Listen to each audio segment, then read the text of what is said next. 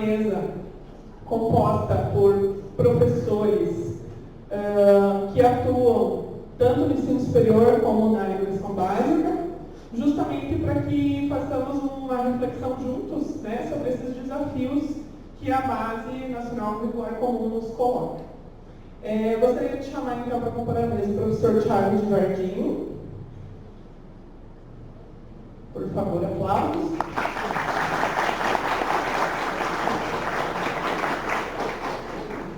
O professor Thiago é prata da casa, como diz, né? Graduou-se aqui pela UEPG, mestre e doutor em educação pela Federal do Paraná e é professor no IFPR no campus de Curitiba. Também foi membro do GEDHI, né, que é o grupo de estudos que está promovendo esse evento, e desde 2010 também faz parte do LAPEGU, né, que é o Laboratório sobre Ensino de História e Educação Histórica da Federal do Paraná. Então, muito obrigada pela sua presença. Tchau. Gostaria também de chamar o professor Wilian Barão.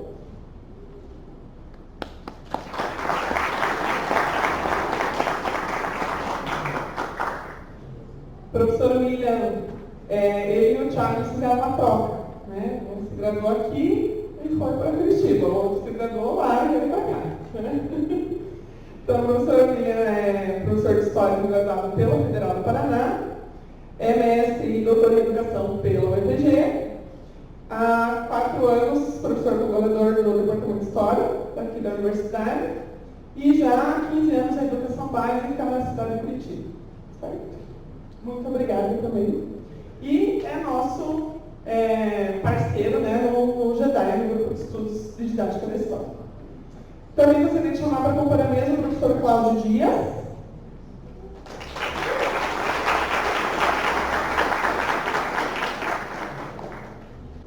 Então, professor Cláudio, também professor de História, graduado aqui pela UEPG, mestre em História da Saúde Pública, pela Casa de Oswaldo Cruz, na Fiocruz, integra o Círculo de Lutas pela Escola Pública, CLEP, e é professor de Educação Básica em Castro, em Ponta Grossa, há 8 anos.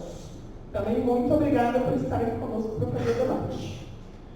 Bom, já combinamos aqui, né, previamente, nós vamos estabelecer um tempo aí de no máximo 25 minutos para fala de cada um dos componentes da mesa, e aí depois nós abrimos para o debate. Tá? Gostaria de fazer um pedido, né, que todos, enfim, se necessário, anotem as suas perguntas, mas não deixem de debater, né, o tema. Afinal de contas, sendo graduando ou já atuando como professor, estamos todos de algum modo aí na mira da BNCC. Tá bem? Então, muito obrigada. A gente vai começar pelo professor Thiago, né? Vai começar sempre com os convidados, e depois o professor Wilian e o professor Cláudio.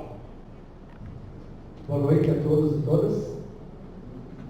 Em primeiro lugar, gostaria de agradecer a Michele e ao professor Sérgio pelo convite, né? É um prazer participar dessa mesa, com os colegas. Então, como a Michele já apresentou rapidinho, eu só vou adicionar mais um elemento. Essa fala ela é resultado de um acúmulo tanto da experiência como professor no Instituto e das discussões coletivas praticadas lá no LAPEGU, mas ela é também resultado de algumas discussões feitas no núcleo sindical de base do campus Curitiba e no GT de Educação do PROIFES, que é a federação a qual o Sindedutec está vinculado, né? Então, por que eu estou falando da questão do ensino médio do sindicato, né? A gente organizou, eu e o professor Dalmani Fernandes, da Geografia, um curso em 2018 chamado Panoramas do Ensino Médio, curso de extensão Panoramas do Ensino Médio Técnico Integrado, Epistemologias, Legislação e Política. E foi um curso de extensão realizado em parceria pelo Instituto Federal com o apoio do sindicato, né? E aí, a partir da experiência desse curso, a gente levou essa fala para o Fórum Social Mundial, em 2018, em Salvador, junto com a professora Elizabeth dos Santos. Trouxe essa fala também para um evento aqui da UEPG, chamado Dialogar, para um colóquio do IFPR, no campus de Goiânia, para o Fórum Docentes de História dos Institutos Federais. Então, todas essas atividades como parceria do núcleo sindical de base com o Instituto, né? Então, é uma fala que foi realizada com o acúmulo de debates de várias associações. Esse e os próximos 2 slides eu vou passar bastante rápido, mas eu posso deixar depois o material compartilhado com vocês, que são 18 pontos apontados por várias associações, tanto associações científicas quanto de categoria, né, como a UEPG, como a POX, como também associações sindicais, né, o PROID, o Sinazep. Então, são 18 pontos relacionados não só à Base Nacional Comum Curricular, mas principalmente sobre elementos críticos relacionados à reforma do ensino médio, que é um elemento que antecede um pouco. Então, eu vou pular essa primeira parte, que tem 18 pontos relacionados à reforma do ensino médio, mas todos esses pontos, de alguma maneira, também dialogam com a Base Nacional Comum Curricular e com o contexto político todo no qual esse elemento está inserido, né? E aí eu parto, então, direto para esse segundo elemento, mais próximo da BNCC, que é da necessidade de uma crítica política e epistemológica à reforma do ensino médio e à Base Nacional Comum Curricular. Então, primeiramente, apresentar alguns elementos que seriam parte daquilo que deveria ser a constituição da identidade do ensino médio no Brasil, né? Eu sou professor do ensino médio técnico, então vou focar um pouco mais no ensino médio. A gente tem alguns elementos importantes desde a década de 90 até o passado mais recente, né? Desde as diretrizes curriculares nacionais do ensino médio, os PCNs, né?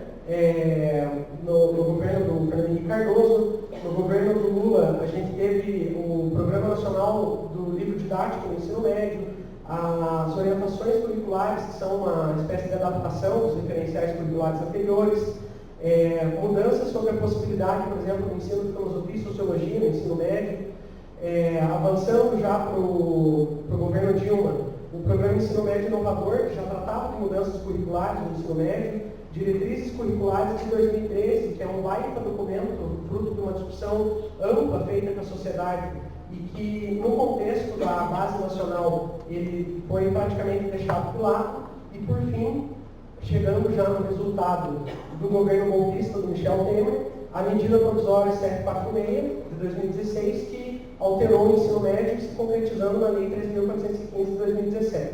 Né? Esse quadro aqui, ele é mais ou menos uma ideia para a gente visualizar quantas alterações no ensino médio e no ensino médio profissional aconteceram entre 96 e 2018. Então, é difícil você estabelecer uma identidade do ensino médio com tantas mudanças, né? Então, duas delas por decreto, por exemplo, o decreto 2208 do Fernando Henrique, que acabou com o ensino integrado, que é a modalidade do ensino médio que a gente tenta praticar nos institutos federais, né? E depois o decreto 5154 do governo Lula, que permitiu de novo a modalidade da educação integrada, né? Então, relacionado à questão do ensino profissional, profissionalizante. E fora uma série de mudanças, a pior delas, eu acredito que é a reforma do ensino médio e a forma como a Base Nacional Comum Curricular foi aprovado. Esse quadro, então, é um quadro elaborado pela professora Mônica Ribeiro da Silva, que é do Observatório do Ensino Médio, né, que é um grupo lá de Curitiba também. Mas vamos recuperar um pouquinho o contexto de todas essas mudanças. Numa entrevista concedida pela Maria Helena Guimarães Castro, no ano 2000, a Maria Helena Guimarães Castro estava no MEC, na Secretaria Executiva, no contexto da reforma do ensino médio, e trabalhou num período relacionado também às discussões que envolveram a Base Nacional Comum Curricular.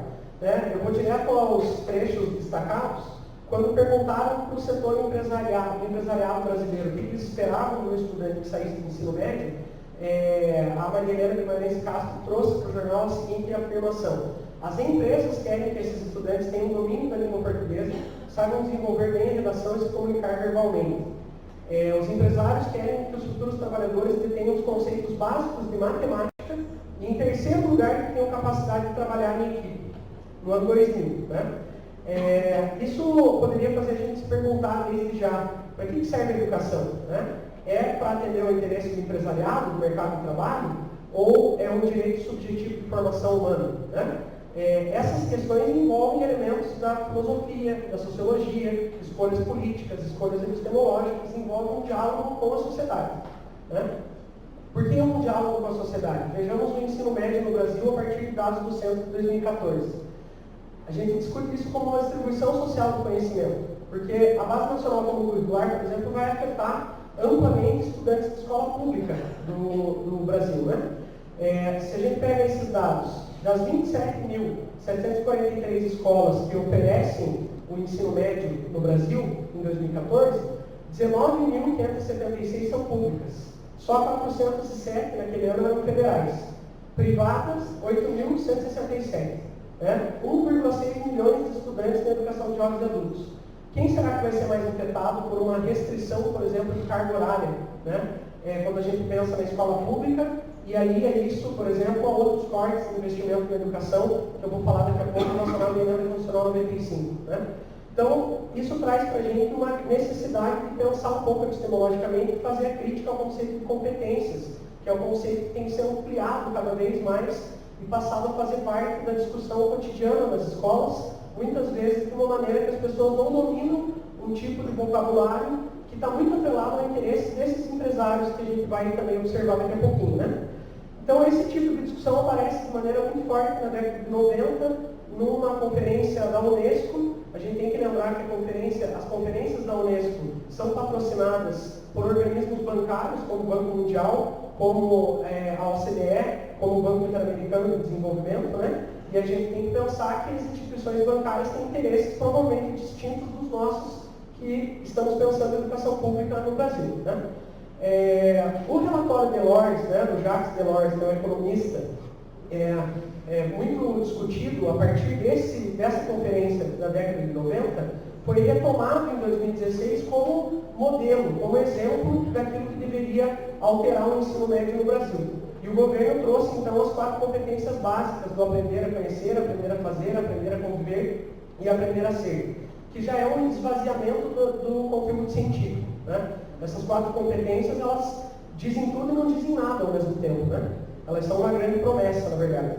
Eu sugiro, quem tiver interesse em se aprofundar um pouco nessa discussão, esse livro do Christian Laval, A Escola Não É uma Empresa, em que discute na França elementos que passaram a fazer parte da discussão sobre a educação pública na França até antes do que no Brasil. Então, desde a década de 80, esse discurso já chegava forte, trazendo palavras que estão muito em alta hoje em dia, como é necessário que o estudante tenha uma formação que possa torná-lo flexível para se adaptar ao mercado de trabalho.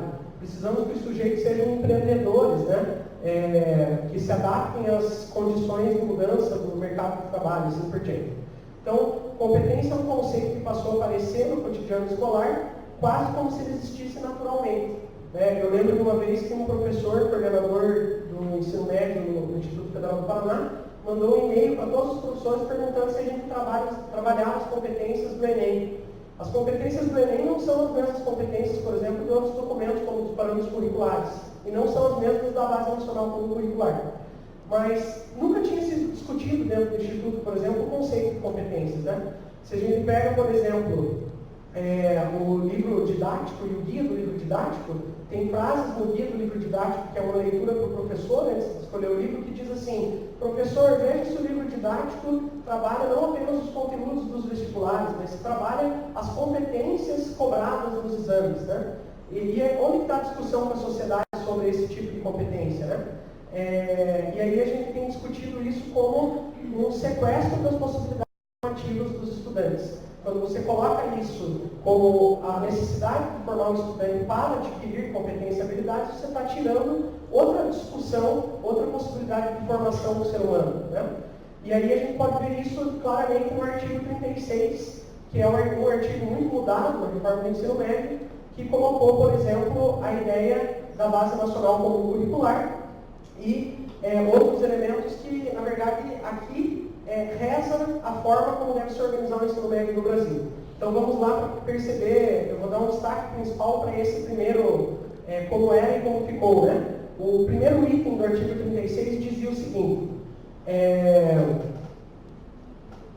destacará a educação tecnológica básica, a compreensão do significado da ciência, das letras e das artes, o processo histórico de transformação da sociedade e da cultura, a língua portuguesa como instrumento de comunicação, acesso ao conhecimento e exercício da cidadania. Isso aqui era uma diretriz formativa da juventude brasileira no ensino médio. Vamos pegar só o último elemento. A língua portuguesa como instrumento de comunicação, acesso ao conhecimento e exercício da cidadania. Essa diretriz formativa da juventude brasileira no ensino médio foi substituída por uma frase que diz: linguagens e suas tecnologias. O segundo, adotará metodologias de ensino e avaliação que estimulem a iniciativa dos estudantes, matemática e suas tecnologias. Será incluída uma língua estrangeira moderna como disciplina obrigatória, escolhida pela comunidade escolar, e uma segunda em caráter optativo dentro das disponibilidades da instituição, ciências da natureza e suas tecnologias. Serão incluídas filosofia e sociologia como disciplinas obrigatórias no ensino médio, ciências humanas e sociais aplicadas. Formação técnica profissional, era um item que não existia, passou a existir KMP e ficou na lei 13.415. Então, quando a gente troca diretrizes formativas, que seriam responsabilidade do Estado brasileiro na relação com a formação da juventude, por 5 itinerários formativos, a gente está abrindo mão da preocupação com a formação dos estudantes, né? Está colocando no lugar disso itinerários que nem estão garantidos, porque o próprio texto da lei vai dizer que a organização será feita de acordo com as habilidades e competências, né? E que serão os sistemas de ensino que ofertarão cada itinerário de acordo com a sua possibilidade. Então a gente não tem garantia nem de que os 5 itinerários formativos terão em todas as escolas, né? Aqui no caso do Paraná, por exemplo, que os alunos muitas vezes são matriculados por georreferenciamento, por uma escola que fique perto da sua casa, qual a garantia que o aluno vai poder, por exemplo, fazer o itinerário de ciências humanas e sociais aplicadas em escolas, por exemplo, onde faltam professores de história, filosofia, sociologia, geografia, né? Então o efeito dessa mudança é a mudança da concepção de formação humana, e eu ressalto que isso foi feito de uma maneira arbitrária, ignorando o debate amplo com a sociedade, né? Então, tem uma questão aqui de carga horária que eu não vou falar, porque eu acho que os colegas vão complementar, mas vou insistir também em algumas propagandas enganosas sobre a escolha, por exemplo, do itinerário formativo, né?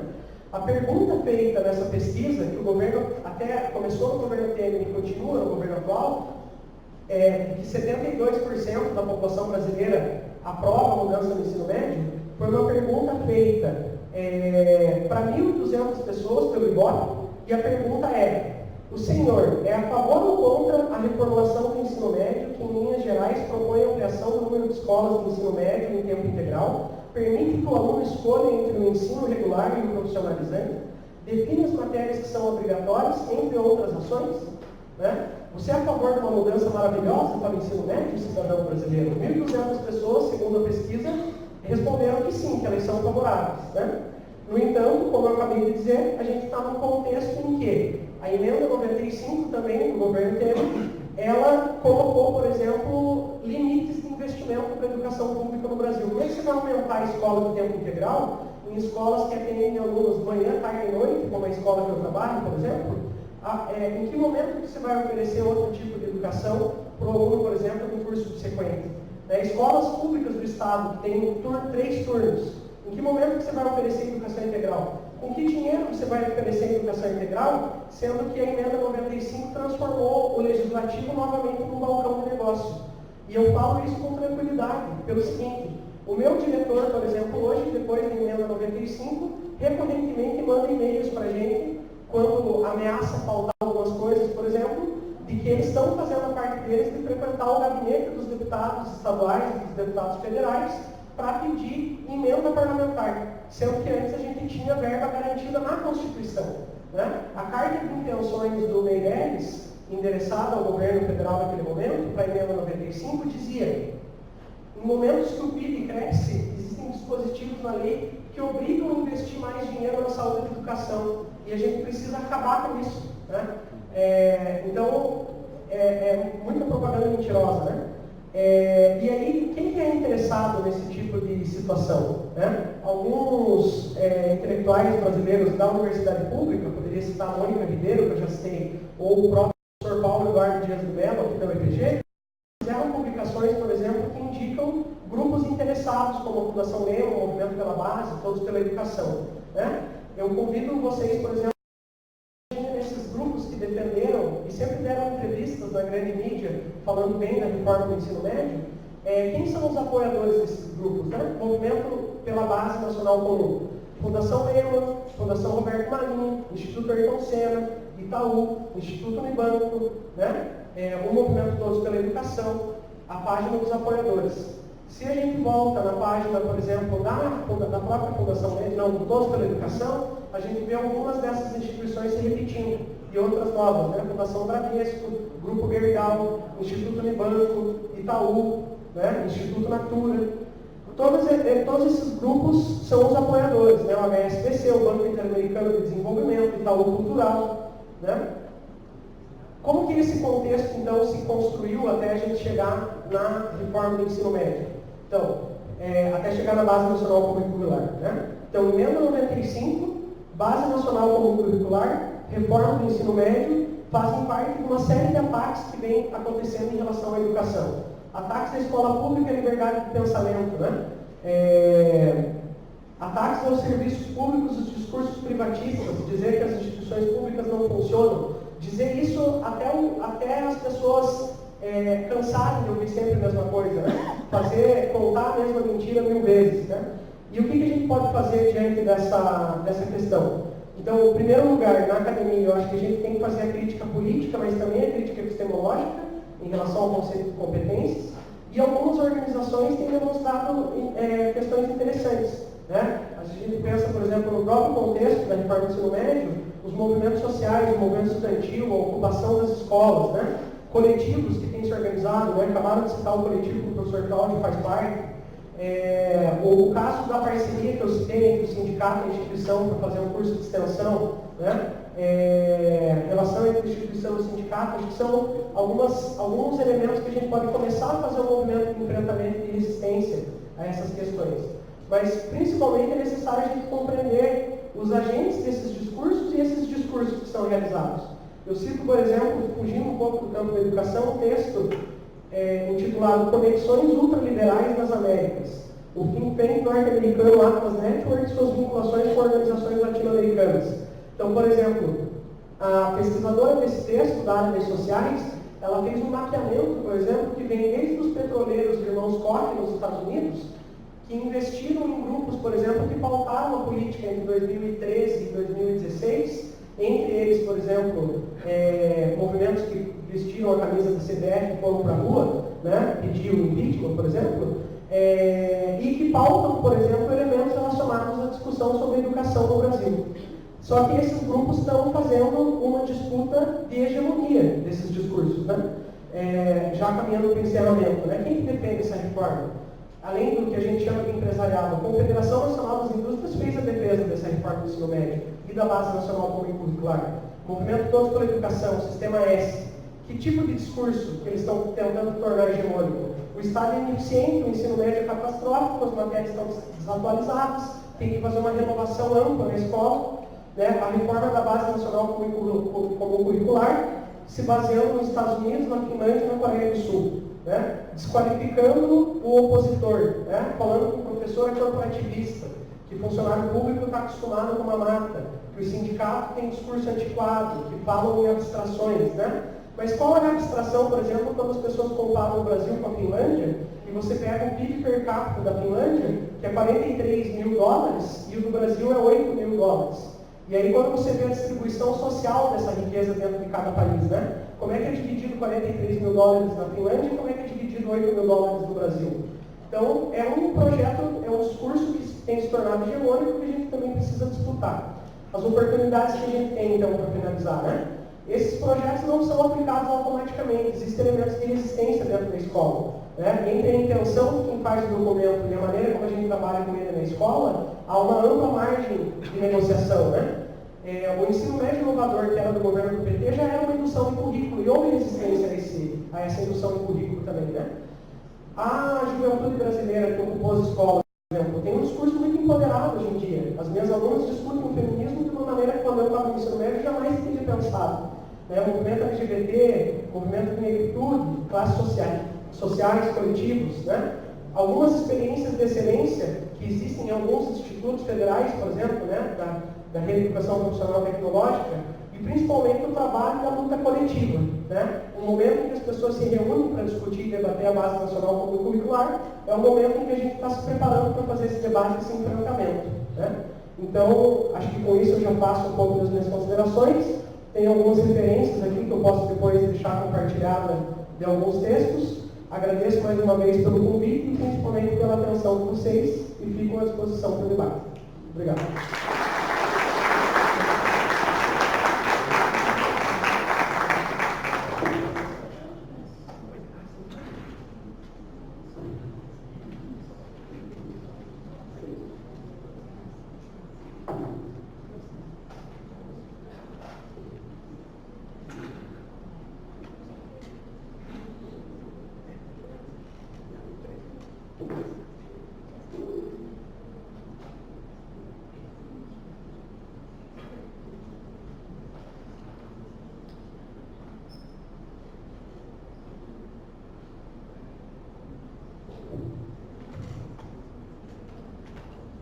Boa noite a todos, boa noite a todas. Obrigado pelo convite, professor Sérgio, GEDHI e Wilian. Estou muito feliz de estar compondo essa mesa com dois colegas de trabalho, três colegas de trabalho, né? E especialmente com o Thiago, que a gente tem uma trajetória, a gente veio estudando ao mesmo tempo e na maioria das vezes nos mesmos lugares, e junto, trocando ideias. Foram algumas vezes que a gente pegou o ônibus junto e falando sobre o ensino de história, então acho que é bem interessante. Fico feliz, né, que está nesse momento aqui, que isso esteja acontecendo. Bom, quando eu fui convidado para falar sobre o ensino de história, eu resolvi mudar a tônica da fala para uma análise não externa ao documento, mas uma análise interna ao documento. Então, pensei, eu sou professor há 15 anos. Vocês, nossos alunos aqui que estão assistindo, irão ser professores nos próximos anos. Tu está numa sala de aula, chegou, começou a trabalhar e o documento chegou. Foi homologado em 20 de dezembro do ano passado. Então, e agora? Essa é a pergunta. Como daqui para frente você recebe essa orientação? E essa é a tônica, dessa maneira que eu estou pensando a reflexão de hoje. Daqui para frente, você é professor, recebeu esse documento. Quais são os desafios? Bom, primeiro, dois trechos do documento. O primeiro deles, na página 8, a Base Nacional Comum, é um documento de caráter normativo, que define o conjunto orgânico e progressivo de aprendizagens essenciais para todos os alunos. É norma e é para todos. Então, acho que isso tem que começar a destacar. Segundo, a BNCC integra a Política Nacional da Educação Básica e vai contribuir para o alinhamento de outras políticas e ações, em âmbito federal, estadual e municipal, referentes à formação de professores, à avaliação e elaboração de conteúdos educacionais. Ou seja, o alcance e o que se espera desse documento é muito grande. Como a gente pode ver nessa imagem, você vai perceber que ele orientará muita coisa. Não é pouca coisa o que está aparecendo, não é pouca coisa o que está acontecendo. Tá? Então, nesse sentido,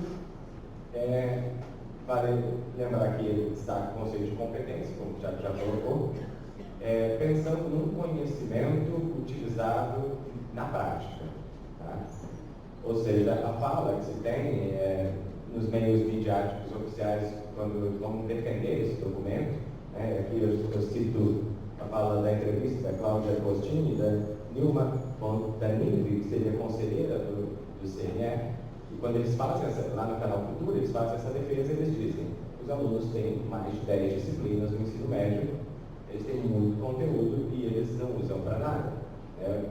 De acordo com as estatísticas internacionais, os alunos brasileiros estão demonstrando que não sabem fazer pesquisa. Essa foi a fala, tá? Então, a partir dessa fala, espera-se que o novo ensino médio prepare melhor o aluno para fazer pesquisa. Então, imagino que os alunos que estão aqui, nós que estamos aqui acompanhando, não são todos que olharam esse documento já. Então, por isso que a minha fala vai ser mais no sentido de, olha, é isso que eles estão propondo. Tá? Primeiro, tem uma diferença entre educação integral e educação em tempo integral. Tá? Por mais que o documento defenda a progressiva, tornar a educação mais integral e tempo integral nos próximos 5 anos, 6 anos. Não diz em nenhum momento sobre substituir o ensino médio por uma educação total de tempo integral, mas diz sim propor um ensino médio integral. O que significaria isso? Seria desenvolvimento intelectual, físico, social, emocional e cultural. Lembrando pensando no conceito de competência, que todo esse conhecimento seja útil para a sociedade. É esse o discurso, tá?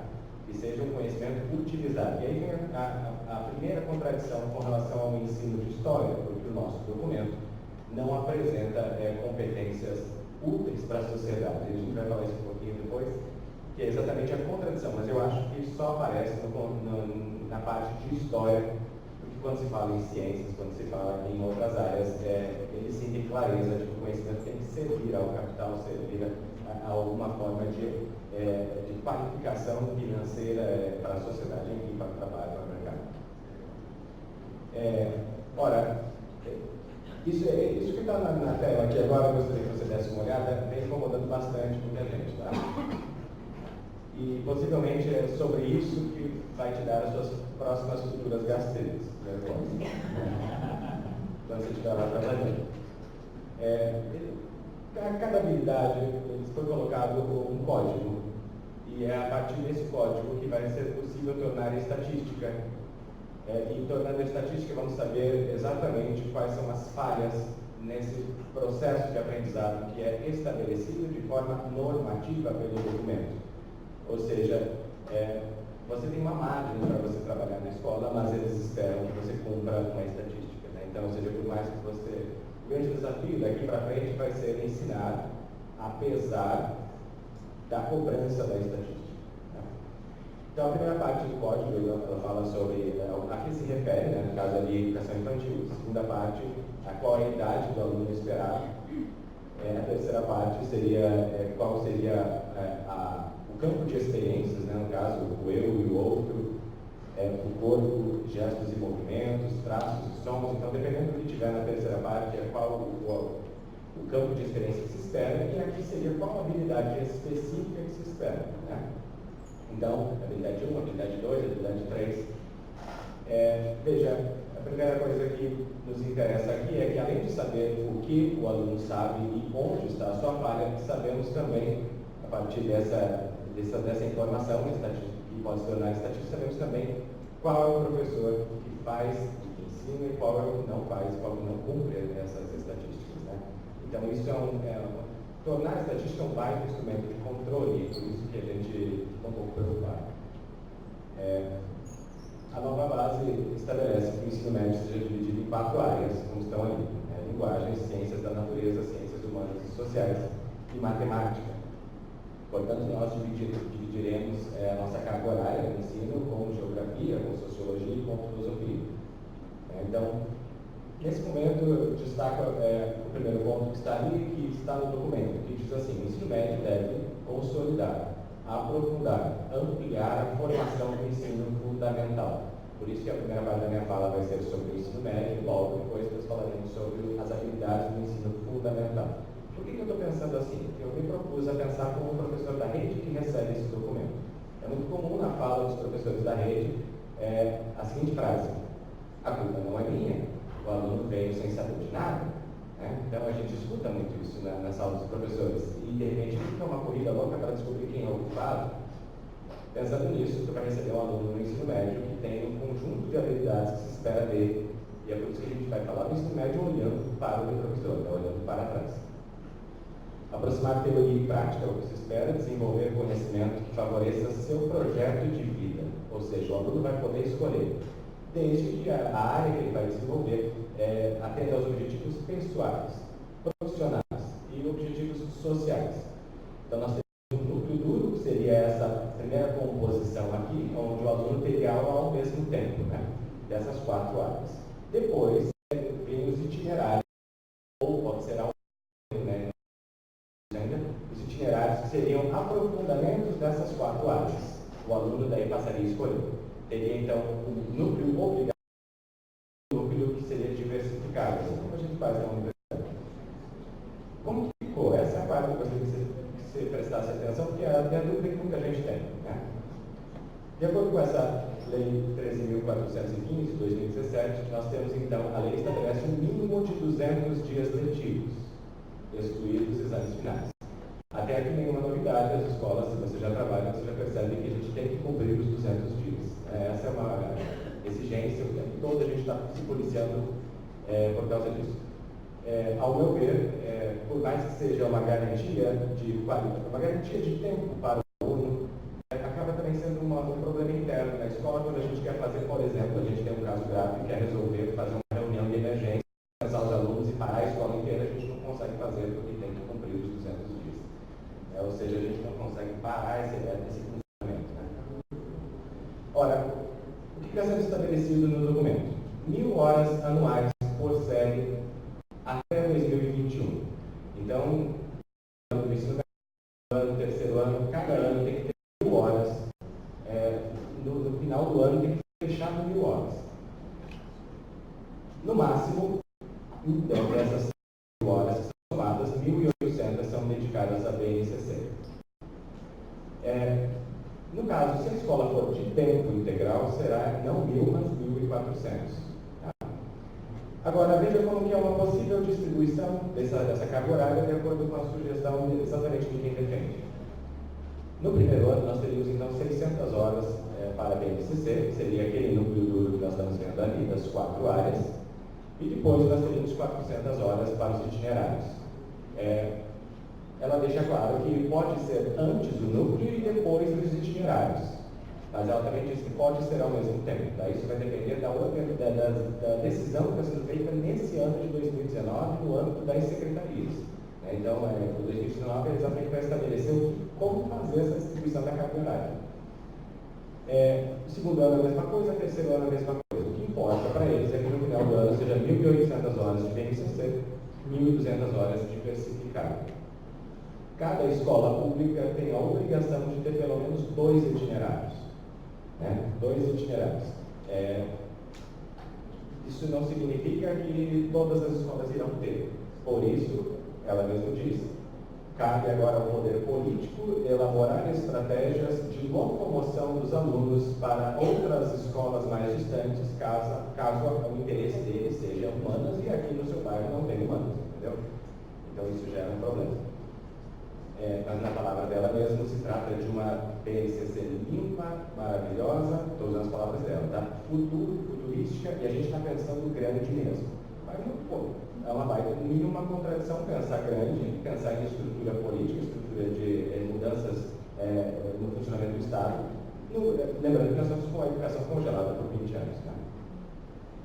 Ora, sendo que é 1.000 horas, também temos um parecer que está sendo evocado agora, que quem trabalha já sabe que isso é outro motivo das gastrintes, que seria 1 hora equivale a 60 minutos. Nas escolas a gente gosta de dizer que 1 hora equivale a 50 minutos. É o tempo da aula, né? E a gente fica brigando aí, com reposição, brigando com o Estado, exatamente para fechar essa conta de quanto é que a gente deve. Mas o fato é que eles estão deixando claro, 1 hora é 60 minutos. Bom, pensando nisso, que é 200 dias, 1.000 horas, se for 50 minutos cada aula, que eu imagino que vai continuar sendo, distribuindo então 1.000 horas por 200 dias, nós teremos então 30 aulas por semana. Primeira mudança que ia ser considerada, ou seja, as escolas passariam a ter sexta aula. Sexta aula. Dessas 30 horas, numa semana, seria 18 horas, por exemplo, para a BNCC e 12 horas para os itinerários. Dessas 18 horas, você distribui em 4 áreas e é o que nós teremos que distribuir. E uma dessas 4 partes é o que nós teremos que dividir com 4 professores. Né?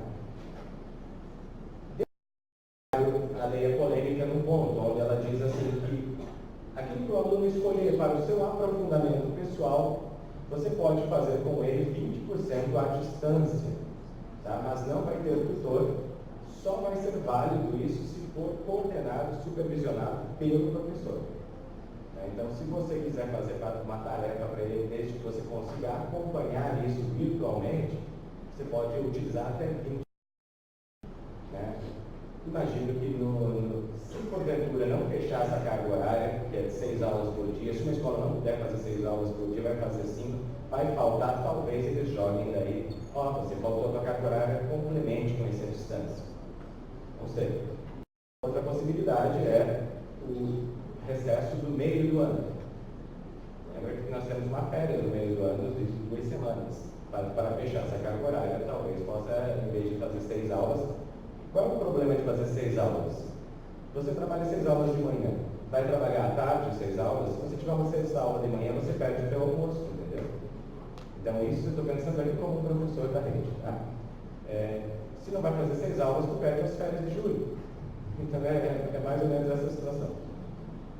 O ensino médio está com 20% base comum, 40%. Então, dá uma olhadinha lá. BNCC você faz ou linguagens, ou matemática, ou ciência, ou humanas.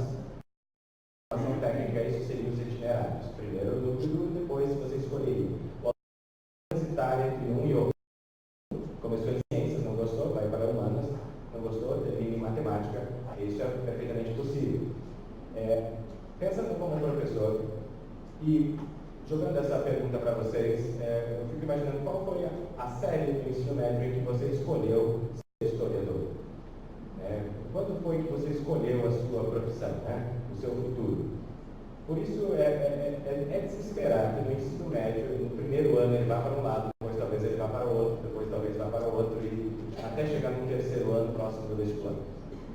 Bom, essa observação da LDB, como o Thiago já colocou, é o que foi mudado. E vale aqui destacar, meu caro, que a LDB é o nosso documento principal para a educação, e uma mudança da LDB não é pouca coisa, não significa pouco, a gente tem que atentar para isso, porque realmente é uma mudança em algo que é muito importante. Tem uma observação na LDB que é pouco dita, mas eu imagino que as escolas particulares vão se aproveitar dessa possibilidade. Vamos na LDB, a nova, já alterada. A critério do sistema de ensino poderá ser composto itinerário formativo integrado, que se traduz na composição de componentes curriculares da BNCC e dos itinerários formativos. Em outras palavras, dá uma olhada na bolinha que estava aqui, o aluno sai daqui, vai para cá, vai para cá, vai para cá, olha o que está sendo proposto. Se a escola quiser fazer um outro núcleo duro com todas essas áreas, se um aluno compreendia todas as áreas, pode fazer também. Tá? Então, ou seja, ou a escola abre para que o aluno escolha, ou a escola tem a liberdade de escolher, não dar essa possibilidade para os alunos e fazer todos os alunos fazerem todos os itinerários. Por que eu estou dizendo isso? Porque tem isso daqui, esse ponto aqui que nos interessa. Também na mudança da LDB, que diz assim: o processo seletivo referido do ensino 2, estamos falando dos vestibulares, considerará as competências e habilidades definidas na Base Nacional Comum Curricular. Considerar, como tu pode ver, é um verbo bastante aberto. Significa que pode fazer um vestibular inteiro com base nas competências do ensino médio, pode fazer um vestibular considerando, ou seja, uma parte, pouca coisa. Imagine você sendo gestor de uma escola particular nesse momento, sabe, pensando assim: abro para os itinerários e os alunos não passam no vestibular se o vestibular depender dos conteúdos básicos obrigatórios, ou não abro para os itinerários e faço todo mundo fazer a mesma coisa. Podemos imaginar então que daqui para frente teremos escolas particulares que cumpram esse modelo. E se a Secretaria de Estado da Educação do Paraná decidir que esse modelo, nós teremos problemas possíveis na aprovação do vestibular, dependendo do que o vestibular decidir. Interessante, é um documento que coloca como norma para todos, mas repare no poder que o vestibular está tendo nesse momento de guiar aí algumas transformações na sociedade. Né?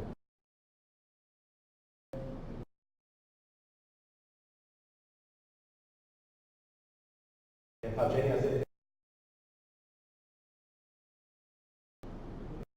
começa 2 anos de adaptação dos currículos de formação docente, ou seja, que as universidades começam a pensar sobre isso.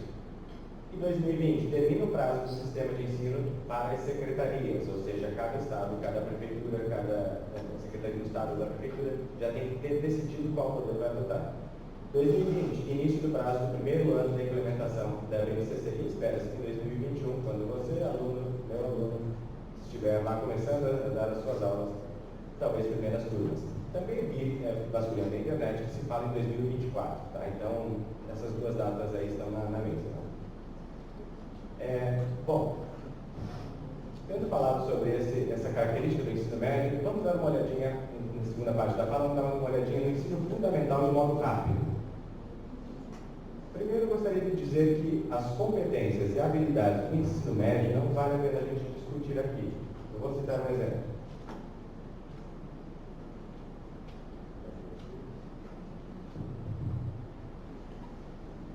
Veja como que é uma competência para o ensino médio, lembrando que são 4 áreas, não teria história. Veja lá. Habilidade. Qual a habilidade que tem que ter? Identificar, analisar e comparar diferentes fontes. Identificar, analisar e discutir circunstâncias. Elaborar hipóteses, selecionar evidências. Analisar objetos e vestígios da cultura material. Identificar, contextualizar e criticar tipologias evolutivas. Utilizar as linguagens cartográficas. Isso é bastante genérico, mas é sobre o que está sendo colocado essas habilidades. É sobre esse ponto aqui. Veja. Analisar processos políticos, econômicos, sociais, ambientais e culturais nos âmbitos local, regional, nacional e mundial, em diferentes tempos, a partir da pluralidade de procedimentos epistemológicos, científicos e tecnológicos. Percebeu que cabe tudo aí? Então, por isso que ao mesmo tempo que a gente tem que ficar nervoso com essas cobranças de habilidades, também temos que ter clareza que no ensino médio essa cobrança ela é bastante genérica, né? Então, por isso não vale a pena a gente falar do ensino médio agora, e vamos voltar para o ensino fundamental pensando assim: tu é um professor do ensino médio, pegou os alunos com essa formação nova, dá uma olhadinha lá, como funciona. Aqui tu não vai precisar ler, mas é assim que está sendo apresentado, tá? Então, só uma curiosidade, esse aqui seria o 6º ano. Então, aqui nós teríamos 4 temáticas. Aí nós teríamos os objetos do conhecimento e nós teríamos ali as habilidades com os códigos, que vai dizer exatamente para onde é que o professor avançou mais, onde avançou menos, onde o aluno sabe mais, sabe menos. Aqui os códigos são mais específicos, tá? Aqui são mais específicos. Então eu acho que o controle mesmo está sobre o ensino fundamental. Desafio aos professores. O primeiro desafio é que os 4 anos do ensino fundamental têm uma ênfase bem grande sobre a cronologia. O primeiro ponto é exatamente a defesa do cronológico. Veja, a gente estava avançando na discussão teórica sobre como fazer de forma temática, como fazer através de problemas, como refletir de uma outra maneira, e o primeiro ponto obrigatório é a defesa da cronologia. Então, professor, atente para isso. Você vai ter um documento que te coloque e te obrigue para isso, mas significa que esse é um desafio, né? Traçar uma cronologia significa idealizar uma linha de evolução, e aí isso pode gerar um problema. Segundo ponto, ênfase na diferença. O documento diz que vai enfatizar o eu, o outro e o nós, mas observando todos os pontos que está sendo exigido como habilidade, é muito mais o ponto outro, a defesa e o destaque do outro, a diferença e pouco da semelhança. Qual é o resultado prático? Estou pensando como professor, qual é o resultado prático de se enfatizar em sala muito a diferença?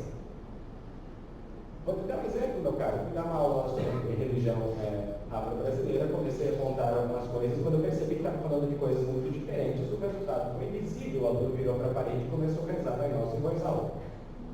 Então, tu percebe que mais a diferença pode gerar como resultado a ideia de que o outro é muito diferente de nós. Né? Segundo desafio para o professor de História, nesse documento tem muita ênfase na permanência. Então, se pega algo lá de trás e vem vindo, se você pegar ou comparar o ponto do 6º ano com o ponto do 7º, ele está costurando uma discussão, por exemplo, da Igreja Católica. A Igreja, como ela surge, vai costurando esse caminho. Qual é uma consequência prática de uma ênfase exagerada na permanência? É a ideia de que o aluno católico vai achar que a sua religião é a verdadeira, porque ela sempre existiu, e quando ele olha para o lado e vê uma religião diferente, ele percebe, opa, você está fora da norma. Ele não faz essa reflexão, mas ele pensa assim, pô, eu sou visível no conteúdo, eu apareço desde sempre. E você de onde é? Né? Então, ênfase na permanência. Eu gostaria de deixar claro que, na minha opinião, diferença e semelhança, permanência e ruptura, quando a gente faz essa discussão na universidade, é uma coisa, mas na escola, na vida prática, eu imagino isso como uma balança. Dependendo de como você pesa essa balança, você produz um sentido na sua aula. Né? Então, tem que saber a dosagem e entender que isso é uma balança, eu acho. O quarto ponto, ênfase no ensino, transmissão. Tá? Então, os verbos utilizados no documento é o tempo todo assim. O conteúdo tem que ser colocado para o aluno. Passe o conteúdo, transmita o conteúdo. Né? Então, isso vai contra o que a gente vem interpretando e considerando que é a ideia de criação de conteúdo junto com o aluno. Né? Um exemplo rápido também, fui dar uma aula sobre, o aluno falou sobre mais-valia, eu aproveitei o embalo e falei assim, agora vou explicar o que é mais-valia, vai resolver. Né? Fiz aquela aula maravilhosa, falei, o resultado, quando eu terminei de falar, ficava em silêncio, o aluno lá no fundo falou, nossa, vou ser patrão. Percebe que uma coisa é o ensino e outra coisa é o aprendizado. Então, a gente tem que refletir com carinho sobre isso. Entendeu? Por um lado, é ênfase na transmissão, a outra ênfase seria a ênfase na assimilação passiva do aluno. Por mais que os verbos apontem assim, que o aluno crie conceitos, mas esse conceito só é possível a partir do que o professor entregue a ele um conjunto de conhecimentos. Então, olha, isso a gente já vem discutindo há muito tempo, meu caro. Sétimo ponto, ênfase na erudição. Aqui vale a pena atentar, e já estou quase caminhando para o final, tá? Se o documento diz, temos que ter competência, e competência significa usar na prática, de acordo com o documento. Quando chega na disciplina de História, não é assim que se pensa, tá? Porque o que aparece é nem utilização prática, nem formação humana, o que aparece é uma erudição. Quando se fala em democracia, se fala em democracia na Grécia Antiga e em nenhum momento se fala para pensar a democracia nos dias de hoje. Ou seja, a utilização prática, desde que seja disciplina de ciências, desde que seja disciplina de matemática. Né? Quando se fala em características do fascismo, por exemplo, se fala na década de 30, mas em nenhum momento se fala para se colocar isso nos dias de hoje. Então, ou seja, uma ênfase na erudição. E a erudição, digo mesmo, é um mundo clássico. Tá? Grécia, Roma, é exatamente aquilo que nós definíamos como ensino tradicional da história. Então, quando o governo pensa assim, será que os professores estão cumprindo a BNCC no ensino fundamental? Eu tenho certeza que estão, porque é exatamente aquilo que a gente está tentando tirar, que já se fazia. Então, enfim, né? Vamos lá, avançando. Ideia estática de cultura é quase que uma ideia de que cada país, cada regionalidade tem uma cultura estática e não está em interação. Tá? E alguns pontos finais aqui, atenção para os professores. Tá? O documento pode sim retirar a sua autonomia na vida prática, né, no ensino. Tem que saber que tem um espaço de manobra, mas ele é um instrumento de controle sim. Tá? Então, ou seja, pode vir a tentar tirar a autonomia do professor a partir do momento que começar a criar estatísticas sobre a qualidade do ensino. Segundo, e aqui eu acho que gostaria de convidar os meus alunos que estão aqui assistindo, não entre nessa vaia, meu cara, porque é altamente perigoso, você pode entrar numa ideia de competição com os seus colegas de trabalho. Tá? Então, esse ambiente favorece isso. Então, por quê? Porque na lógica de mercado, essa lógica neoliberal, essa lógica um tanto financeira, como a gente pode pensar, favorecer a competição faz parte do jogo. Eles querem ver a gente competindo mesmo. Né? Então, é altamente perigoso para a nossa saúde. Estou pensando aqui num professor de 40 horas e que está trabalhando e que precisa se manter na sua integridade. E, décimo ponto, atenção para os alunos. Favorece a competição entre os alunos também, porque essas habilidades, esses códigos, vão ser utilizados por provas de controle do Estado, né, da nação. Então, também se favorece, se propicia, se incentiva a competição dos alunos. Para essa lógica de mercado. Eu gostaria de acrescentar a fala do professor Thiago, no sentido assim, veja, a gente pode pensar que eles estão fazendo uma maldade, que eles são maldosos, mas é mais do que isso, meu cara. É mais do que isso. Eles realmente acham. Quando você pega lá no YouTube e vasculha, eu fiquei vasculhando essas coisas, tá? E depois quando você começa a ver, eles realmente acham que se favorecer a competição entre os alunos, isso levaria a uma sociedade melhor. Isso não é maldade, eles realmente acham isso. Tá? Eles acham que o anterior governo fez com que os jovens ficassem preguiçosos e dependentes do governo. E eles acham que se tornar os jovens competidores entre eles tem a ver com dar liberdade aos jovens para empreender no mundo. E aí faria com que os jovens conseguissem conquistar mais coisas, porque nós teríamos uma mentalidade preguiçosa. É isso que eles estão pensando. Então, veja, quando eles chegam com essa lógica de mercado, mais do que atender ao capital, etc., é porque eles realmente acham que a gente está atrasado, o Brasil é atrasado, porque a gente pensa assim. Então, a gente vale a pena destacar isso, porque essa lógica vai vir com tudo. pelo material didático, que vai ser balizado pela própria BNCC. Silêncios do documento sobre qual é a teoria que fundamenta, não se fala. Não se fala nada sobre a defesa da escola pública. Pelo contrário, se fala muito sobre a relação entre escola pública e particular. É lógico que é um documento para todas as escolas, mas é de se estranhar que não se fala nada sobre a defesa do público.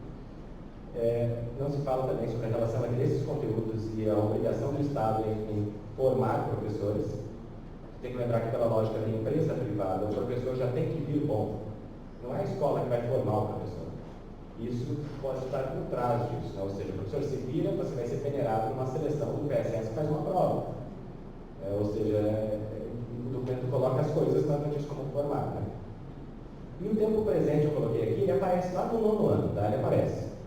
Mas na minha vida prática, aqui como professor de 15 anos, a gente nunca chega, se alguém aqui já deu aula para o 9º ano, a gente quase nunca chega nos dias de hoje. Tá? O século XX é danado para explicar.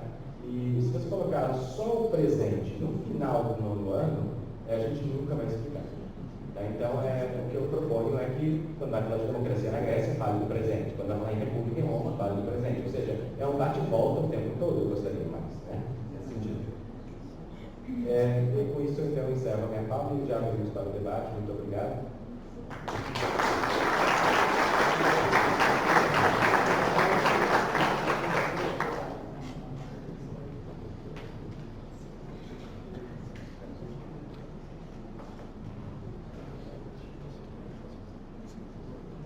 Boa noite a todos. Agradeço o convite, primeiramente, para podendo formar a mesa com os colegas, conhecidos que já trabalhamos juntos. Dizer também que eu falo aqui em nome do Círculo de Lutas pela Escola Pública, que está em 6, inclusive a Michelle está ao meu lado também do Círculo. Importante pontuar que é um coletivo que faz a disputa, digamos assim, sindical, participa de movimentos sociais também, sempre se pautando naquela escola pública, gratuita, laica, de qualidade, socialmente referenciada. Então, já estamos há alguns anos aí nessa batalha pela escola pública. Eu quero fazer uma fala, e acho que os colegas, em certa medida, já fizeram nesse sentido, mas pontuando muito do chão de escola mesmo, até trazendo alguns exemplos, contando alguma coisa de experiência, claro, sem cair no anedótico, né? Mas sempre intercalando com o que a gente vem discutindo aqui. Quero destacar, apesar de alguns anos para cá eu estar com o pé muito mais no movimento sindical, ter me afastado da academia, da pesquisa, eu me propus o desafio de tentar pontuar questões pedagógicas, tá? Não falar tanto como impacta no mundo do trabalho, o profissional docente, os agentes de escola, tentar pontuar algumas coisas sobre o processo de ensino-aprendizagem, propriamente.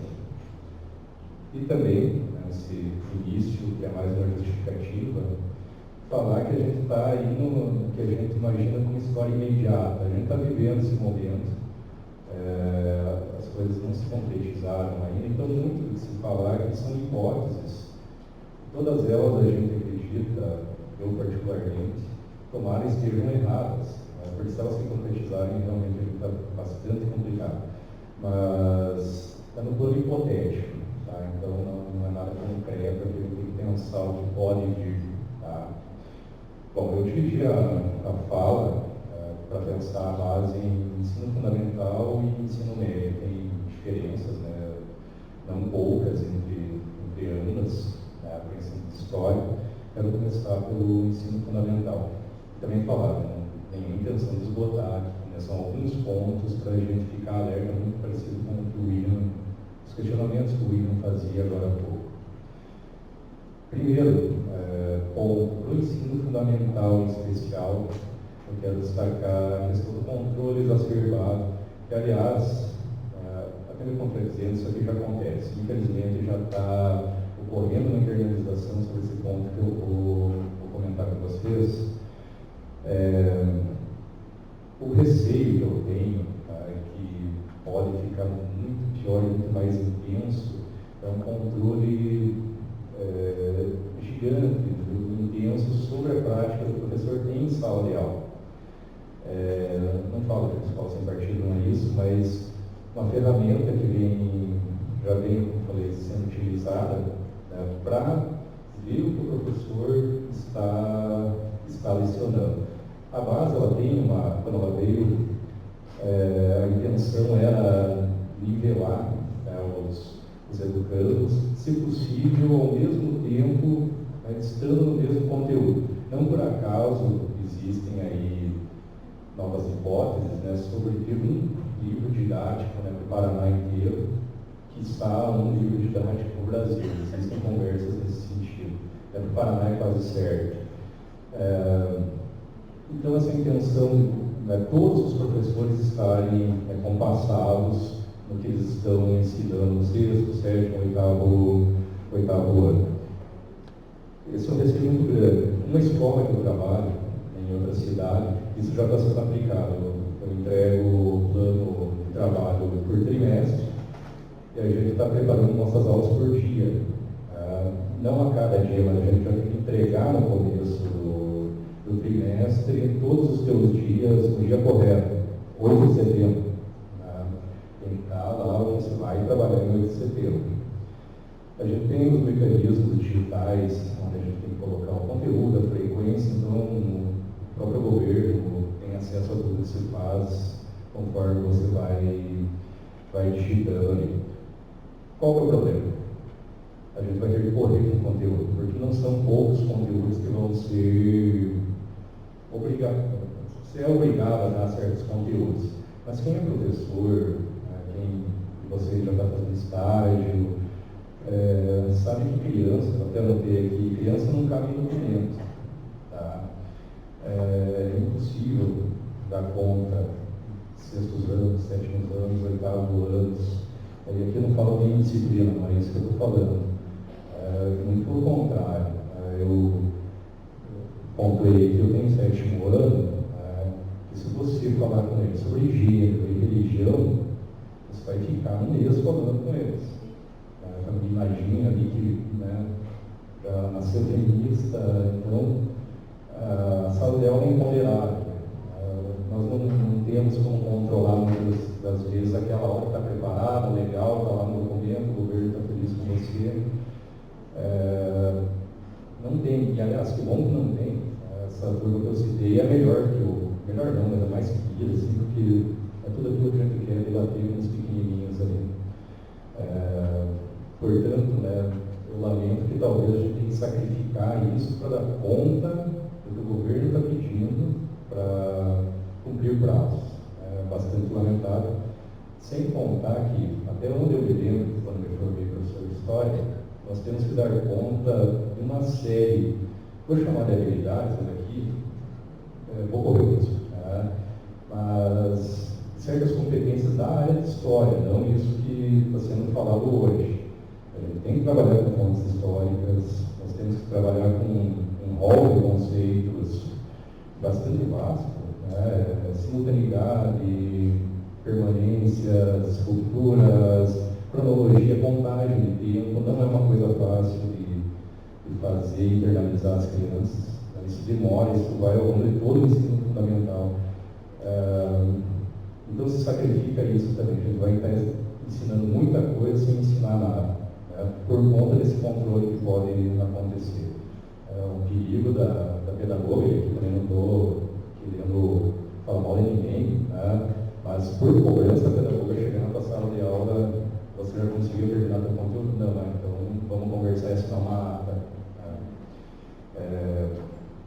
Um outro aspecto que me incomoda bastante é a questão de avaliação. Os dois colegas eu acho que já comentaram em certa medida, mas a gente está vendo a questão dos testes externos. Prova Paraná, para quem está na rede, os professores já estão em cabelo em pé e internalizaram isso aí.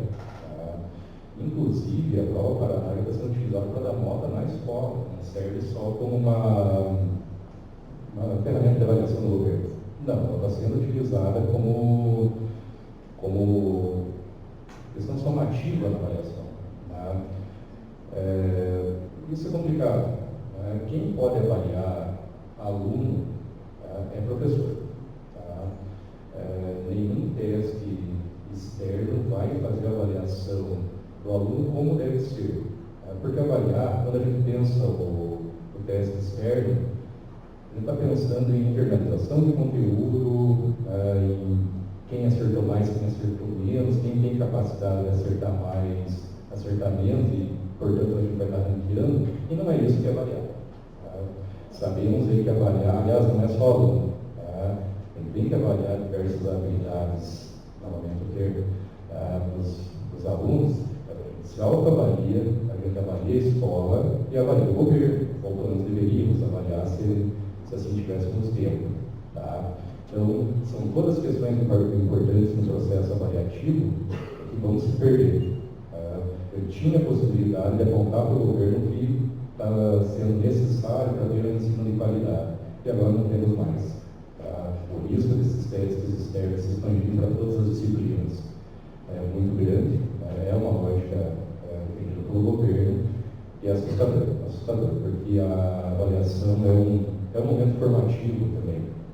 No processo de ensino-aprendizagem se perde isso. Um termo que sempre foi dito, mas pouco aplicado nas escolas, mas também sempre defendido, é a interdisciplinaridade. Inclusive as diretrizes curriculares estaduais, que agora o referencial curricular do Paraná, elas de certa forma caem por terra, mas é um documento muito bom, construído a muitas e muitas mãos, o professor Sérgio, acho que alguns coordenadores, inclusive, é um belo documento, que a gente tinha entre 2007 e 2008, sempre defendeu isso.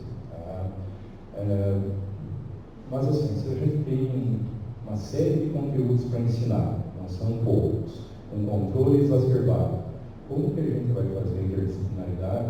E aqui pensando também que não é qualquer coisa a interdisciplinaridade que muitas vezes é utilizada, respeitando toda a característica epistemológica das áreas e abordagem de um determinado objeto por essas diversas áreas. Isso leva tempo. Eu já participei de projetos assim, em 2014, muito bacana, discutindo aqui em Ponta Grossa, na época era o Ebola, estava um surto e epidemias em alguns locais do mundo. E a gente uniu professores portugueses, de história, inglês, para montar folders sobre a doença. Isso demanda tempo, demanda trabalho, e é uma noção que vai se perder. Se a gente tem que dar conta de conteúdos, provar que a gente deu aquele conteúdo no dia exato, a gente perde essa dimensão que ela enriquece. Porque o aluno está vendo a totalidade a partir de um objeto ali, não vê os aspectos da vida social, natural, de forma distante. Elas estão todas interrelacionadas e, novamente, só temos, se isso se concretizar, eu espero que não, espero estar fazendo uma fala mais errada da vida, mas se se concretizar, a gente perde uma dimensão formadora do ser humano muito importante na escola. Passando no ensino médio, também quero destacar 3 pontos. Tenho bastante receio com relação ao aligeramento da formação no ensino médio, como ele vem na base, muito pouco focado em conteúdo, em base epistemológica, ele é rápido, porque muitos acham que é um chavão, mas vamos usar preparar o mercado de trabalho. Não à toa os alunos vão poder usar qualquer não, mas muitos cursos que não se relacionam com as áreas de conhecimento, que são voltados para o mercado de trabalho para encerrar seu ensino médio. O perigo que isso acontece é não só pedagógico, é lei social, também ser um inchaço de mão de obra em diversas categorias, rebaixando o salário, fazendo as pessoas, os jovens entrarem na lógica de competitividade, uma série de problemas que se quer com o ensino médio. Quando se fala nesse sentido, é lamentável também que a gente tenha perda da formação integral, como falado pelos colegas também.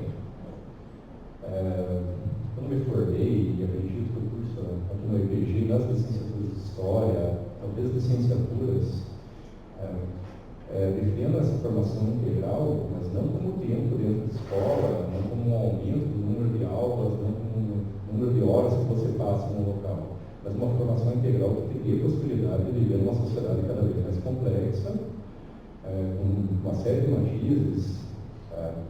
E quando a gente tem as áreas, o aluno pode escolher, tem aquela pretensa escolha, que também não é tão uma escolha, mas supondo que exista, e ele abre a mão de ciências naturais, ciências humanas, os números, em detrimento da qualquer outro conhecimento, por exemplo, o itinerário profissionalizante, ele está abrindo mão, saiba ou não, de uma série de conteúdos, de uma série de discussões que o preparam para viver em sociedade.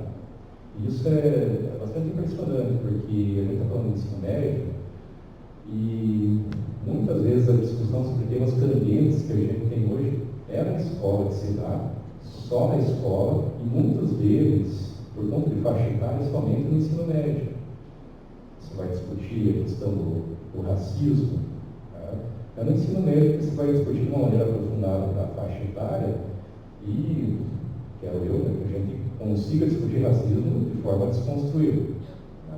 Vai discutir gênero, apesar de ter as aluninhas que eu tenho no 7º ano, onde você vai discutir no ensino médio realmente de forma a aprofundar aquilo. O que vai acontecer se esse aluno não escolhe ciências humanas? Ele vai ficar sem essa discussão? A casa não vai discutir isso. Principalmente em escolas, não quero aqui, por favor, ser qualquer tipo preconceituoso, mas eu sempre trabalhei em periferia. Você vai encontrar alunos que reproduzem machismo estrutural de uma forma muito, muito forte na escola. Mas aí é o momento da gente desconstruir. E se ele não fizer ciências humanas? Ou então a carga horária reduzida, que não tem tempo e ele tem que se dar o conteúdo, de maneira acelerada. Bom, é um aluno que vai ser racista, que vai ser nazista, que vai ser fascista e que vai ser machista. O risco, não estou falando que só a escola desconstrói, só a escola é um espaço de educação, de entendimento, não é isso, mas lá é um ambiente privilegiado. Então o risco também que se corre no ensino médio penso eu, como hipótese, repito, esse. Sem falar para encerrar, inclusive, minha fala, eu não sei quanto tempo eu mas tenho tempo, mas já encaminhando, a gente não pode esquecer, apesar da questão pedagógica, isso eu faço questão de destacar um outro risco, que é o enxugamento do quadro de professores, mais de professores a gente está falando, mas pode chegar a agentes educacionais também, educação básica, com a questão das áreas. Eu ainda tenho muito receio das licenciaturas por áreas que já ofertam, fazem propaganda. Não acredito que a lógica desse governo, ao fazer essa reforma, está totalmente atrelado ao imperialismo, que ele vai manter o mesmo tamanho de Estado, ele sabe que não. Então, tendo áreas, eu receio que volte à época dos estudos sociais, que pega muita gente que na época da ditadura militar, que se uniu aí, não sei se era só geografia e história, mas se diluiu duas disciplinas em uma só. E aí você economiza, Se um professor vai dar aula, nem que seja rápida, de filosofia, sociologia, história e geografia, não contratar um, porque contratar 4. Tá? E aí você enxuga a máquina. Eu sei que estou revisando e vou ter que falar, não, várias são hipóteses, mas essa é uma que eu tenho bastante receio. Tá?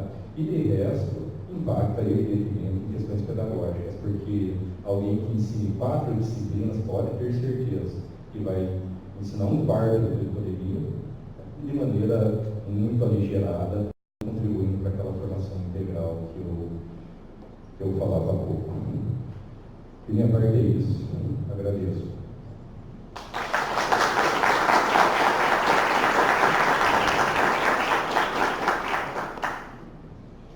Bem, já em nome do GEDHI, gostaria de agradecer as falas dos colegas e acredito que algumas, ou quantas, questões aí estão martelando na cabeça de cada um. Né? Antes de abrir para as perguntas, eu gostaria até de comentar tentar contribuir um pouco também, principalmente no sentido do que o Thiago falou da questão do trabalho da luta coletiva.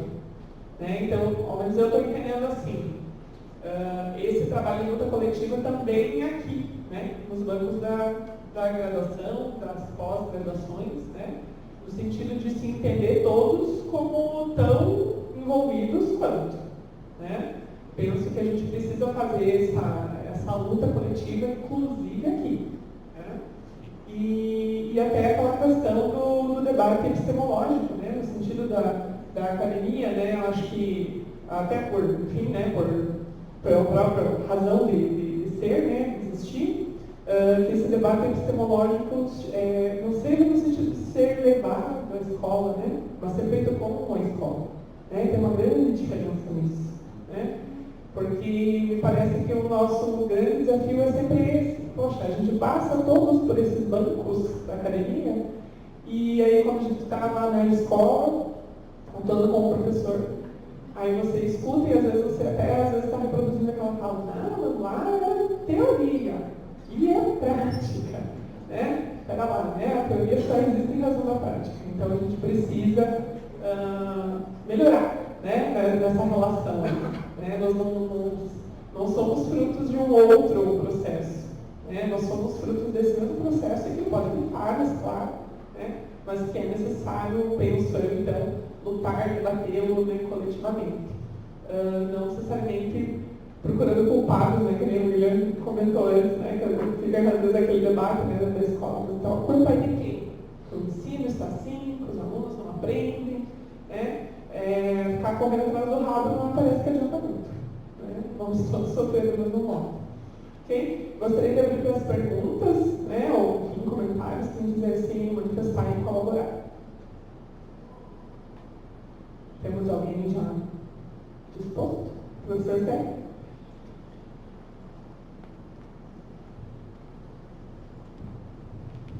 Bom, eu queria primeiramente parabenizar a Mesa pela excelente, pela fantástica apresentação.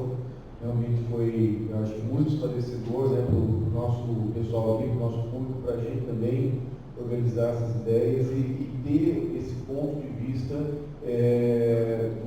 de quem está com o pé nas duas canoas, né, fazer esse diálogo universidade e escola, isso é fundamental para a gente sempre.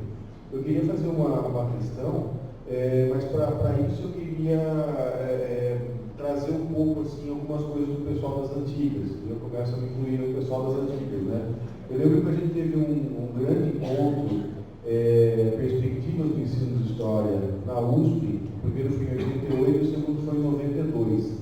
Alguns não eram nascidos. Né? Em 92 a gente recebeu uma pessoa do MEC que estava começando a discutir os parâmetros curriculares nacionais. E aí foi assim, todo o debate, vai ser uma tragédia, onde já se viu, o PCN vai ser uma droga, não sei lá o que, desculpa, a gente já estava em 96, na verdade, teve um grande intervalo. E aí, assim, a gente se assustou muito, os PCNs iam destruir tudo, né, eles iam fazer terra arrasada, etc. E a pessoa que veio representando o MEC disse, olha, calma, porque a capacidade que o MEC tem de mandar no país, ela é muito pequena. A pessoa do MEC estava falando isso para a gente, estava acalmando a gente, dizendo, olha, calma, a coisa não é tão brava, não é tão complicada assim. E aí, por outro lado, eu fico pensando também, né, eu acho que a minha pergunta ela vai no sentido da perspectiva.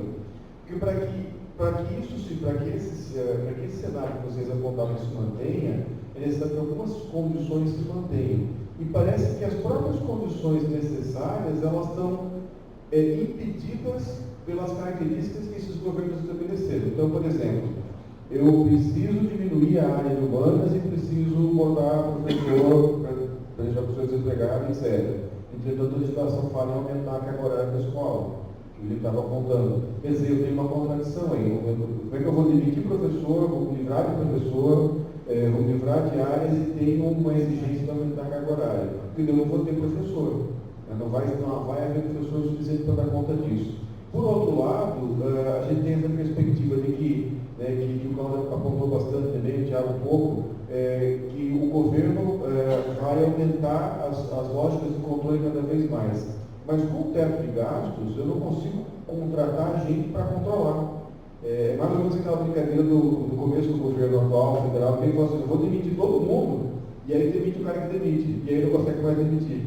Então, assim, eu vou controlar todo mundo, mas eu preciso contratar gente que controle. Porque, igual a gente tem sistemas de burocracia, papel, arquivo, etc., você vai ter que ter um ser humano lá na ponta, né? Nem que seja um analista de dados, alguém dessa lógica, para fazer isso.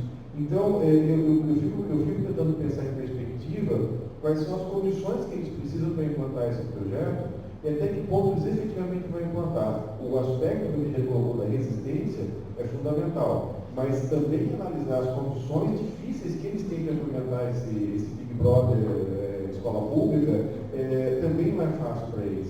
Então, concluindo, a minha pergunta é, como que vocês avaliam as brechas que nós temos, né? As brechas de quem pensa numa educação democrática, numa perspectiva popular, etc., que brecha a gente tem nesse quadro para poder se mover?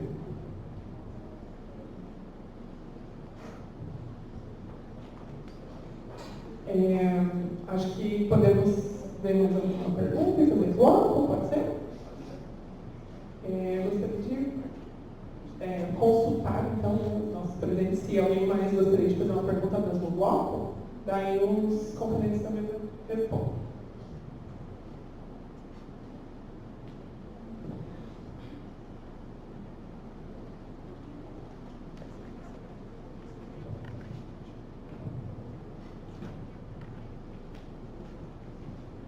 Boa noite a todos e a todas. Eu sou o Paulo, do terceiro ano de licenciatura. Primeiramente, eu queria parabenizar o Cláudio e ao grupo da CLEP, que eu participei de algumas reuniões e é muito interessante o trabalho que vocês fazem de formação com os professores. Eu trabalho com o ensino fundamental 1, na cidade de Geração. São crianças de 5, variando até 10 ou 12, 13 anos, dependendo da criança. E recentemente, esse ano, chegou uma diretriz que você não poderia mais reprovar alunos de primeiro e segundo ano. E é justamente a idade em que as crianças estão sendo alfabetizadas. E isso é um pouco problemático, porque algumas crianças elas precisam de vamos dizer assim, de um tempo a mais nessa série por questões de maturidade, e acaba que elas são empurradas para o terceiro ano sem saber ler direito, juntando sílabas. E recentemente eu estou vendo rotineiramente uma propaganda do governo na televisão. Basicamente eu saio quando ela acontece, mas eu escuto ainda que o programa está desenvolvendo um novo sistema de educação e que cabe aos municípios adotarem. Eu não sei se vocês sabem do que se trata ou se é um resquício dessa reforma, e eu queria saber se essa reforma ela impacta o ensino fundamental, que é algo que eu acredito que já vem acontecendo, com o sucateamento e tudo mais, e queria que vocês falassem um pouco nesse sentido.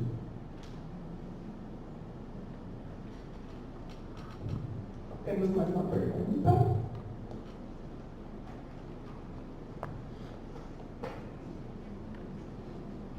Então, boa noite, meu nome é Wilian, sou aluno da licenciatura de História. E a minha questão vai um pouco no sentido da mesma pergunta do professor Sérgio. Como que a mesa enxerga a perspectiva das OS dentro disso? Né? Porque é uma discussão que teve em São Paulo, etc., né? Na gestão da escola, e até mesmo a possibilidade de terceirizar professores, né? Uma questão assim extrema, que é um pouco dentro dessas condições, né? Estabelece.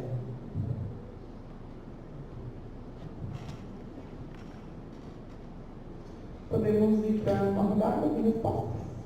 Pode ser? Sim. Então vamos lá. Quem gostaria de começar? Thiago está no pique, eu acho.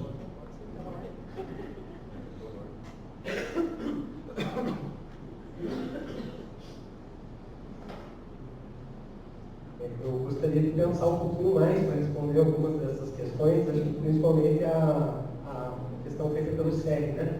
Mas eu já tenho um pouco de... A forma como eu terminei a fala é um pouco no sentido de... A gente mostra a possibilidade da terra arrasada, mas já mostra um saquinho de semente também, né? Assim, tem algumas coisas que realmente preocupam. E até fiquei muito feliz assim, do diálogo entre as falas, né? Porque o Cláudio falou coisas que eu gostaria de ter falado, não pude, o Wilian também. Mas quando o Cláudio estava falando sobre a possibilidade de controle, e aí passo um pouco pela pergunta do professor Sérgio, eu lembrei de um outro elemento que, em oportunidade de estender um pouco essa fala que eu comentei. Se a gente pegar a última versão da base, acho que na penúltima folha tem lá no finalzinho Fundação Carlos Manzolini, né?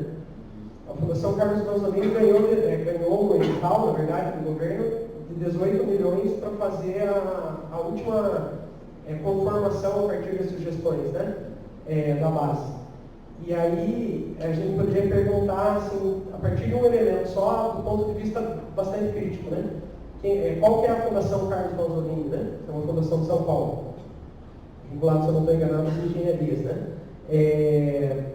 A Fundação Carlos Manzolini implantou um programa em São Paulo chamado São Paulo Faz Escola, né? Que ele trazia uma lógica que é bem lógica que o Cláudio estava anunciando como catástrofe, que você coloca um documento norteador, então um currículo para objetivo, aí você oferece as apostilas, né, dos livros do PNLD, aí você faz provas de controle com macroavaliação, e aí você dá bônus salarial aos professores que têm bom desempenho nas macroavaliações, que cria competitividade e tudo mais, né? Esse é o cenário da catástrofe, eu acho, assim. Mas, ao mesmo tempo, eu fico pensando que São Paulo também foi palco de muita resistência em vários sentidos, né? As ocupações que tiveram amplamente aqui no Paraná, mas também passaram por São Paulo, e eu acho que tem alguns elementos aí que a gente pode pensar nesse sentido. Por outro lado, eu fico pensando que, por exemplo, a Diane Ravitch, que foi uma pessoa que implantou esse tipo de sistema nos Estados Unidos, no governo do Bush pai, ela veio para o Brasil na época do São Paulo Faz Escola e dizia assim, olha, eu defendi esse tipo de sistema nos Estados Unidos e hoje eu faço pesquisa para mostrar que não deu certo. Eu esperava que o Obama mudasse isso e ele não mudou. O livro dela agora está traduzido pelo Brasil, só que está traduzido no Brasil, não recordo o título. Então, assim, mesmo países que já fizeram essa experiência, já tem gente que trabalhou defendendo e está dizendo que deu errado, né? E aí, num período de corte, eu fico pensando bem nisso. Por exemplo, a escola onde eu trabalho, que é uma escola onde circulou bastante dinheiro antes de eu entrar lá, principalmente, até 2015, e aí os cortes começaram já em 2015, né? Eu vejo, assim, no cotidiano, alguns elementos desses cortes, principalmente da emenda 95. Já tem falta de verba que existia por lei que não existe mais. Mas eu vejo também que falta um pouco dessa capacidade de controle, né? Mas, por outro lado, eu fico pensando que na questão da lógica das competências formadas por códigos, eles têm hoje, pela parte computacional, umas formas de controle que eles já implementam. Por exemplo, a questão do Estado, do lançamento de falta e de conteúdo por um sistema, né, da internet, como é que é o nome mesmo? É o RCO, né? Já é um sistema de controle que não existe tanto funcionário público para trabalhar nesse tipo de controle. Né? Acho que mais ou menos dá para fazer uma gestão desses dados com alguns softwares, assim, né? Agora, realmente, eu não acredito que assim, o próprio governo atual já falou em possibilidade de mexer na emenda 95, né? E votou a favor na época que era deputado, né? Então, assim, a coisa é tão estranha que eu não vejo, por exemplo, às vezes, possibilidade de que a gente possa ficar os 20 anos da emenda nesse ritmo, né? Então, é um lado que eu acho que... e aí tem um outro campo do ensino médio, mas isso é uma coisa que eu falo com muito cuidado, assim. Pega as competências do ensino médio e as habilidades do ensino médio, onde cabem tudo. Se eu não me engano, aquele que você leu fala de questões ambientais no local, no estadual e no nacional. Puxa, você pega a demanda, né? Pega a questão do próprio leasing na história, as carências, né, da vida prática. O aluno ligou a televisão e viu a Amazônia pegando fogo, né? E o professor pega, competência número 1 da BNCC, vamos discutir isso aqui, tá ok? Então, tem possibilidade de trabalho, de resistência, muito interessante, inclusive, né? Assim, nós temos vários espaços, né? Eu falo brincando que em 2012 dei aula de sociologia num colégio particular em Curitiba, quando não tinha material didático de sociologia. E aí, para discutir o conceito de Estado, por exemplo, eu lembro que deixaram não passar a Revolução Não Será Televisionada, discutir o golpe na Venezuela em 2002. Então, assim, brechas, e eu acho que assim, o pessoal da comunicação trabalha muito com teoria das brechas, né? Eu acho que é um espaço de resistência que tem sido em muitos casos. Eu acho que principalmente a gente não pode desanimar, né? Nesses momentos de maior ataque, o desânimo leva a gente para a paralisação, né? Então tem que fazer o enfrentamento, tanto no cotidiano quanto nas organizações. E daí acho que as organizações coletivas, elas empoderam o professor, curso de formação, né? A minha formação, para além de eu ser estudante da universidade, eu fui membro de um grupo que estudava didática da história, desde a graduação. E isso teve uma importância, né? Isso continuou no meu mestrado e doutorado. Então, a formação continuada, feita de maneira coletiva, né? O CLEP fazer formação de um ponto de vista, o GEDHI fazer formação de outro ponto de vista, cria bons professores e bons lutadores também, né? Aí, para não me prolongar, rapidinho aqui, eu acho que vou deixar para os colegas comentar mais, mas o Paulo perguntou sobre o ensino fundamental. Com certeza, né, a base nacional ela vai influenciar desde então, o Paulo perguntou, né, sobre o ensino fundamental, ele vai ser afetado a base, ela estabelece padrões de competência e habilidades desde o ensino fundamental. A emenda 95 afeta a educação de uma maneira geral, né? Agora tem outras experiências também, por exemplo, a minha mãe é professora do ensino fundamental na prefeitura de Ponta Grossa, e ela participou, por exemplo, de cursos do Pacto pela Alfabetização, né? E aí os próprios cursos, às vezes, também ofereciam algumas brechas, traziam aquele material da formação numa perspectiva crítica. Então, eu acho que tem brechas também para esse tipo de questão. E aí, a questão das organizações sociais, eu acho que a gente tem a experiência de Goiânia, né? Eu acho que o professor Rafael Sade já veio aqui fazer fala sobre isso. Eu acho que é algo bastante preocupante. E eu acho que, assim, as organizações sociais, elas passam por alguns outros elementos, né? Eu vou fazer só um comentário rápido, assim, de um dado específico sobre a Fundação Lema, por exemplo, né? Para a gente pensar o quanto essas organizações são complicadas. A Fundação Lema, a gente tem relato, por exemplo, tem um colega do grupo lá no Pelo, que atua em cargos de, atua inclusive na adaptação da base, né? E aí a gente sabe que tem pelo Brasil inteiro membros da Fundação Lema em secretarias de Estado da Educação, como já estava desde muito tempo, né? O Banco Mundial, desde a década de 90, já estava dentro da secretaria. E aí, assim, só para falar na Fundação Lema, para pensar um pouco como, por mais que a brecha tenha o cenário da catástrofe para a gente pensar dialeticamente, né? O Paulo Lema é dono de um grupo que chama 3G Capital, né? A 3G Capital comprou o Burger King em 2010 por 4 bilhões. E o Burger King foi comprado, possível de ser pensado, é porque ele também é dono da Ambev. Ele colocou o Guaraná para vender na rede Burger King, né? Em 2015, eles compraram um grupo chamado Heinz por 62 bilhões. Estou falando dados do Atlas do Agronegócio de 2018. Em 2017, eles compraram a Kraft Foods, que já é junção de outras empresas, né? O que era a Ambev virou a BNCC, ela representa 25% das vendas de bebida no mercado mundial e 45% dos lucros do setor, segundo dados do Atlas do Agronegócio de 2018. Assim, qual é o interesse da Fundação Lema em ficar dentro da Secretaria de Educação do Estado do Paraná definindo, por exemplo, o currículo do ensino de História, né? Então, eu acho que, assim, o cenário não pode abandonar, né? Brechas existem, possibilidade de resistência existe, mas a gente tem que estar atento a esse tipo de elemento, né?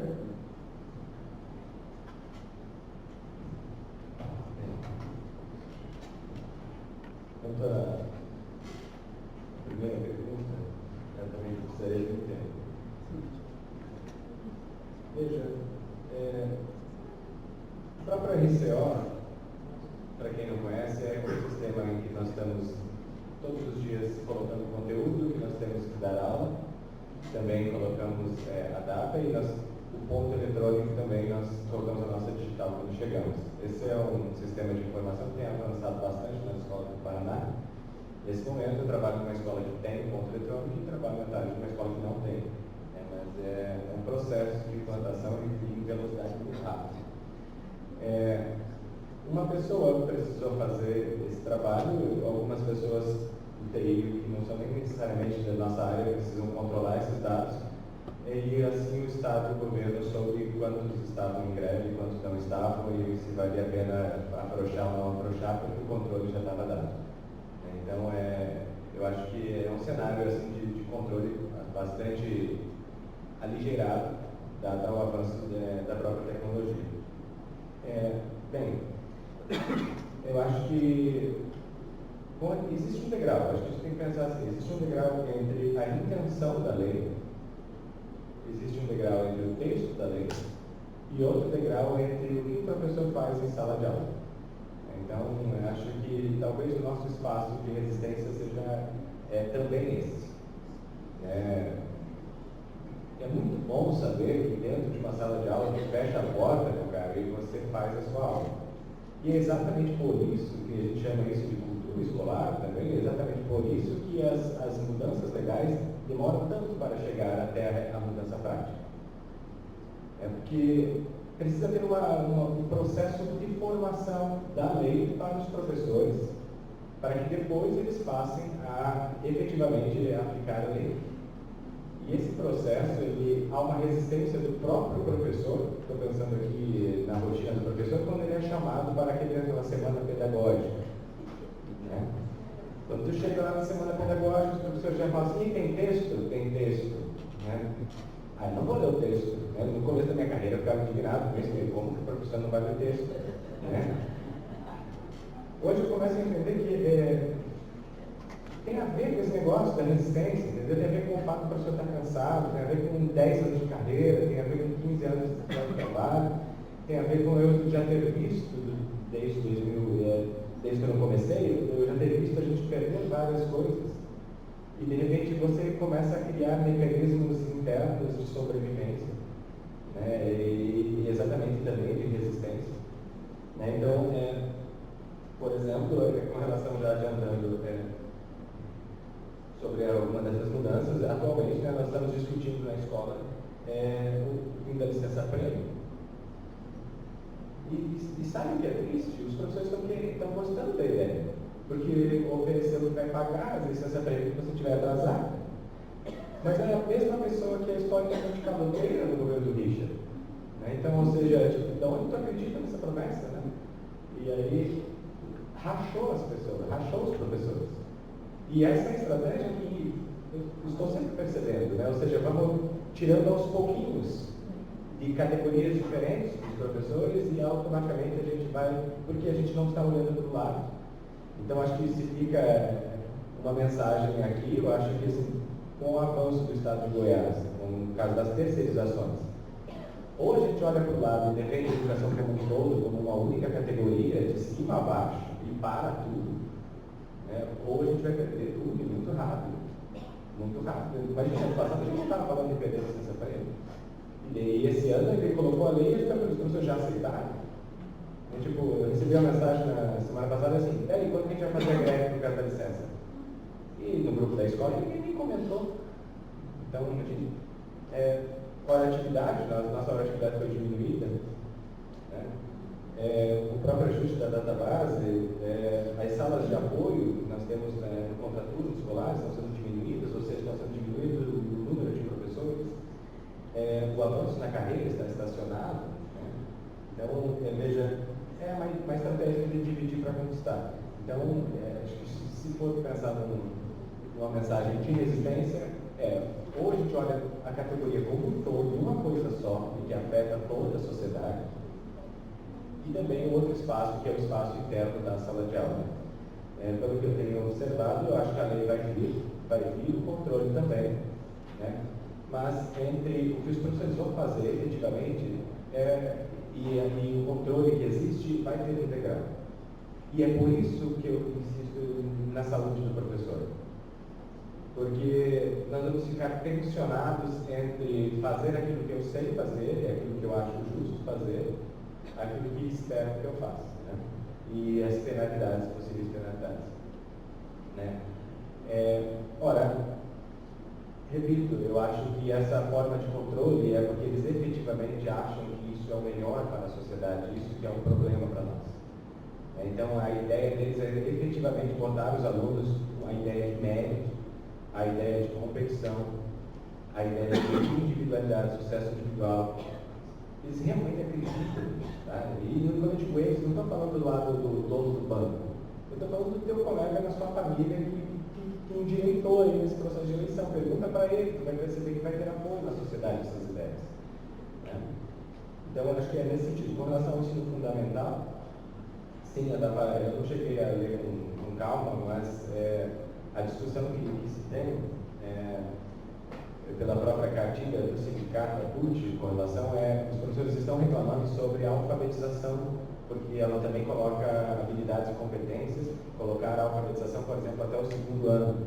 E aí a discussão que eu estava lendo era nesse sentido, de que mas qual é a velocidade que uma pessoa aprende a ler e como que a gente estabelece 2 anos para isso? Será que isso não vai ser prejudicial, etc, etc? Na lógica da administração, isso não importa, né? Vai ter uma margem que eles vão considerar que é aqueles que estão fora da normalidade, né? E aí eles vão fazer um aperto para tentar colocar mais gente na normalidade. Lembrando que está se estabelecendo uma fórmula, depois cobra-se dos professores que cumpram essa fórmula, mas em nenhum momento está se pensando, por exemplo, nos conhecimentos prévios dos alunos, das carências de orientação, como foi dito. Qual é o problema? Exatamente que, se não se olha a necessidade do momento e o contexto do cotidiano para estabelecer um currículo, se coloca-se um currículo pronto e trata-se de uma transferência para o aluno, a discussão novamente vai vir, que é a discussão da metodologia salvadora. Tá? Então, isso é altamente arriscado. Se você, colega aluno, está pensando sobre isso, fazendo o BNCC, saiba que a metodologia salvadora não resolve todo o processo, né? Ou seja, ter uma ideia original, ter uma metodologia diferente, isso é bacana, mas não se culpe se depois de você ter feito isso, a aula mesmo assim não for como você espera, né? Com relação, aproveitando o gancho que a gente já tinha colocado, na escola pública sim tem um ranço com a universidade, mas da mesma forma como na universidade às vezes a gente tem ranço com a escola pública, tá? Mas eu gostaria de dizer que isso tem a ver com o fato de que o professor na escola pública está esperando da universidade não uma reflexão teórica sobre o conhecimento, e aí que ela porque ela está esperando da universidade uma resolução para problemas estruturais e de indisciplina. Quando eu enchi na universidade, se você reparar na sala dos professores, é sempre porque está brigando com o aluno, né? Ou seja, é um problema de indisciplina, mas a indisciplina escapa à própria escola, é um fenômeno maior do que a escola. E aí, o que nós fazemos na universidade é refletir sobre o aprendizado histórico. Então, a gente não consegue, dentro da ciência, da história, apontar uma solução para a disciplina, e aí gera esse descompasso entre escola e universidade. Mas eu acho que é um falso descompasso.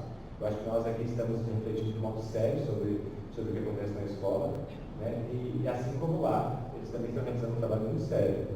Então, acho que é um falso dilema, né? E sobre... Bom, enfim, acho que é mais ou menos isso. Com relação só ao ensino fundamental, a lógica é a ideia do eu, outro e nós. Esse está lá no Fundamental 1, depois recupera-se isso para o Fundamental 2. Mas a função é lá do 1º ao 5º ano estabelecer essa ideia do que sou eu, né? Então tem uma questão identitária, do que é o outro e o que somos nós. Assim como também está se operando numa lógica do próximo para o estudo do distante. Tá? Então, ou seja, primeiro meu bairro, primeiro a minha família, meu bairro, o local e depois para o distante. Na minha tese de doutorado eu percebi com os dados dos jovens da história que nós operamos essas dimensões ao mesmo tempo. Tá? Então, aqui já fica um problema entre o que a ciência diz e o que está sendo proposto. Por exemplo, você ao mesmo tempo está aprendendo sobre o seu bairro e está recebendo uma notícia da Amazônia. né? Ou seja, são dimensões que estão acontecendo ao mesmo tempo. Né? Enfim, acho que está sendo.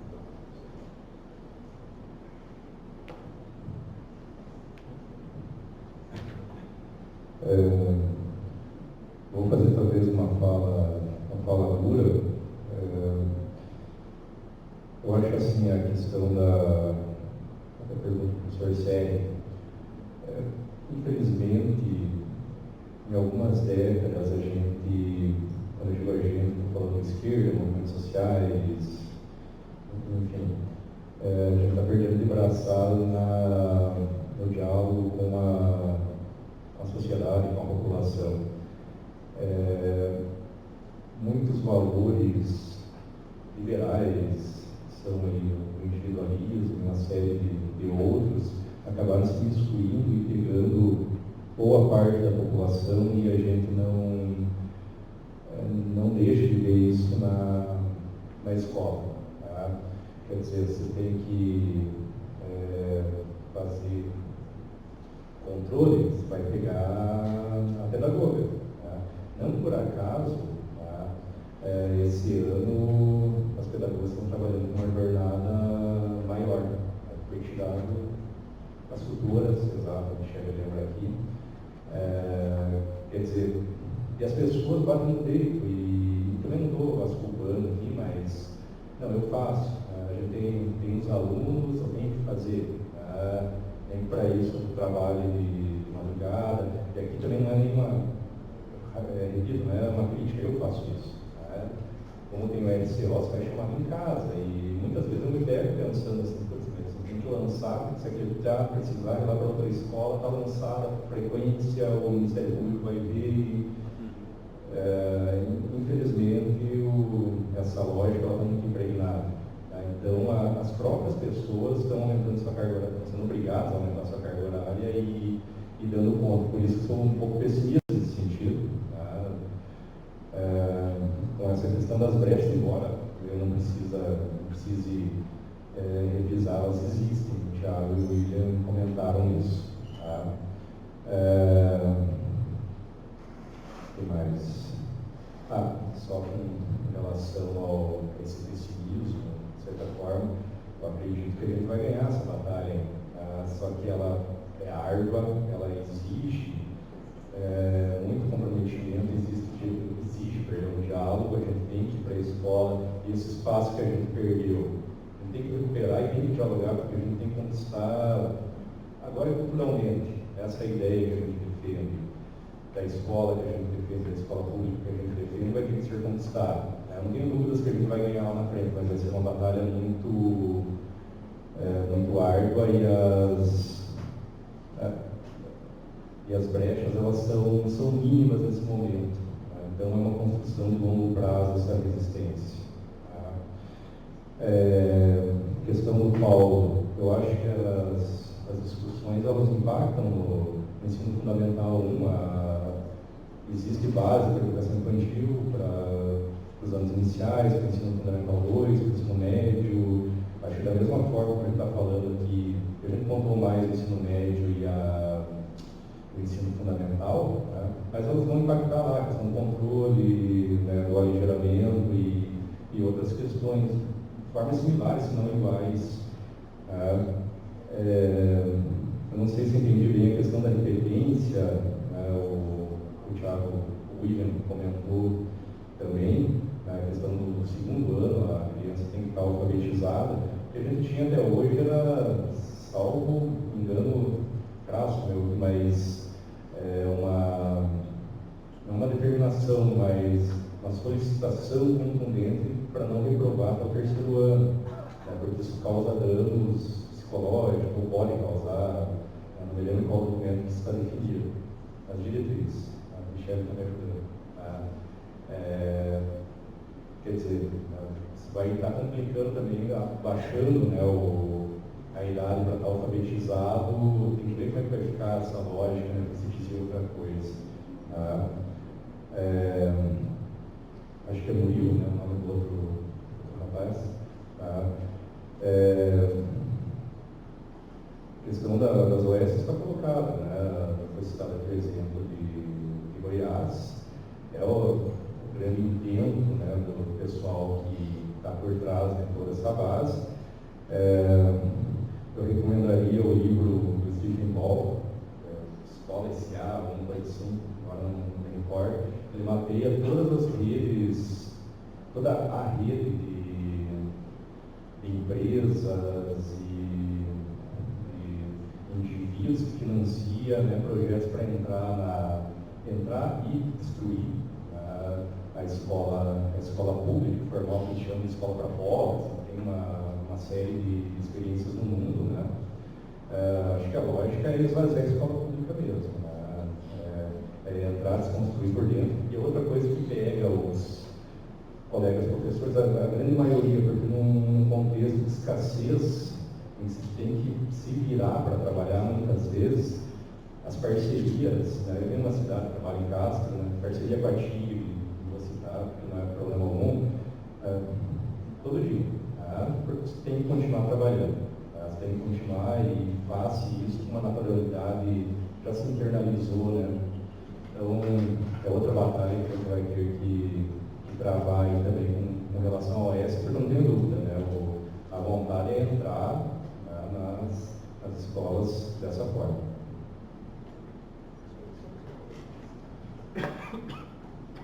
Só um comentário rápido, assim, que dialoga com a brecha e com o pessimismo, assim, um comentário bem rápido. Na instituição onde eu trabalho, eu sou da última geração, já pensando em previdência, por exemplo, eu já entrei com a reforma da previdência instalada, já, né? Eu já tenho o teto da previdência e tal, quarta geração do serviço público federal. E aí já tem, por exemplo, a coisa da ter que pagar isso, previdência complementar e tal, né? Então, assim, e já vinha do governo anterior, né? Dos governos anteriores. Mas, por exemplo, licença-prêmio, para a gente é licença-capacitação. Então, já não sai de licença-prêmio, sai de licença para fazer um estudo. Daí, se sai fazer a licença do estudo, você não pode, durante, acho que 2 anos, sair para pós-doutorado, alguma coisa assim. Então, eu imagino também que, talvez, se não pagarem, vive licença-capacitação, que limita um pouco, né? Então, acho que são coisas que podem acontecer. Mas de coisas que já existem, pensando em questão salarial, em questão de plano de carreira, a parte da tecnologia, eles usam para controlar a gente, mas a Andressa, que é a professora da Prefeitura em Curitiba, me mandou um WhatsApp, então também contribuiu com a fala. Ela é professora da Prefeitura de Curitiba.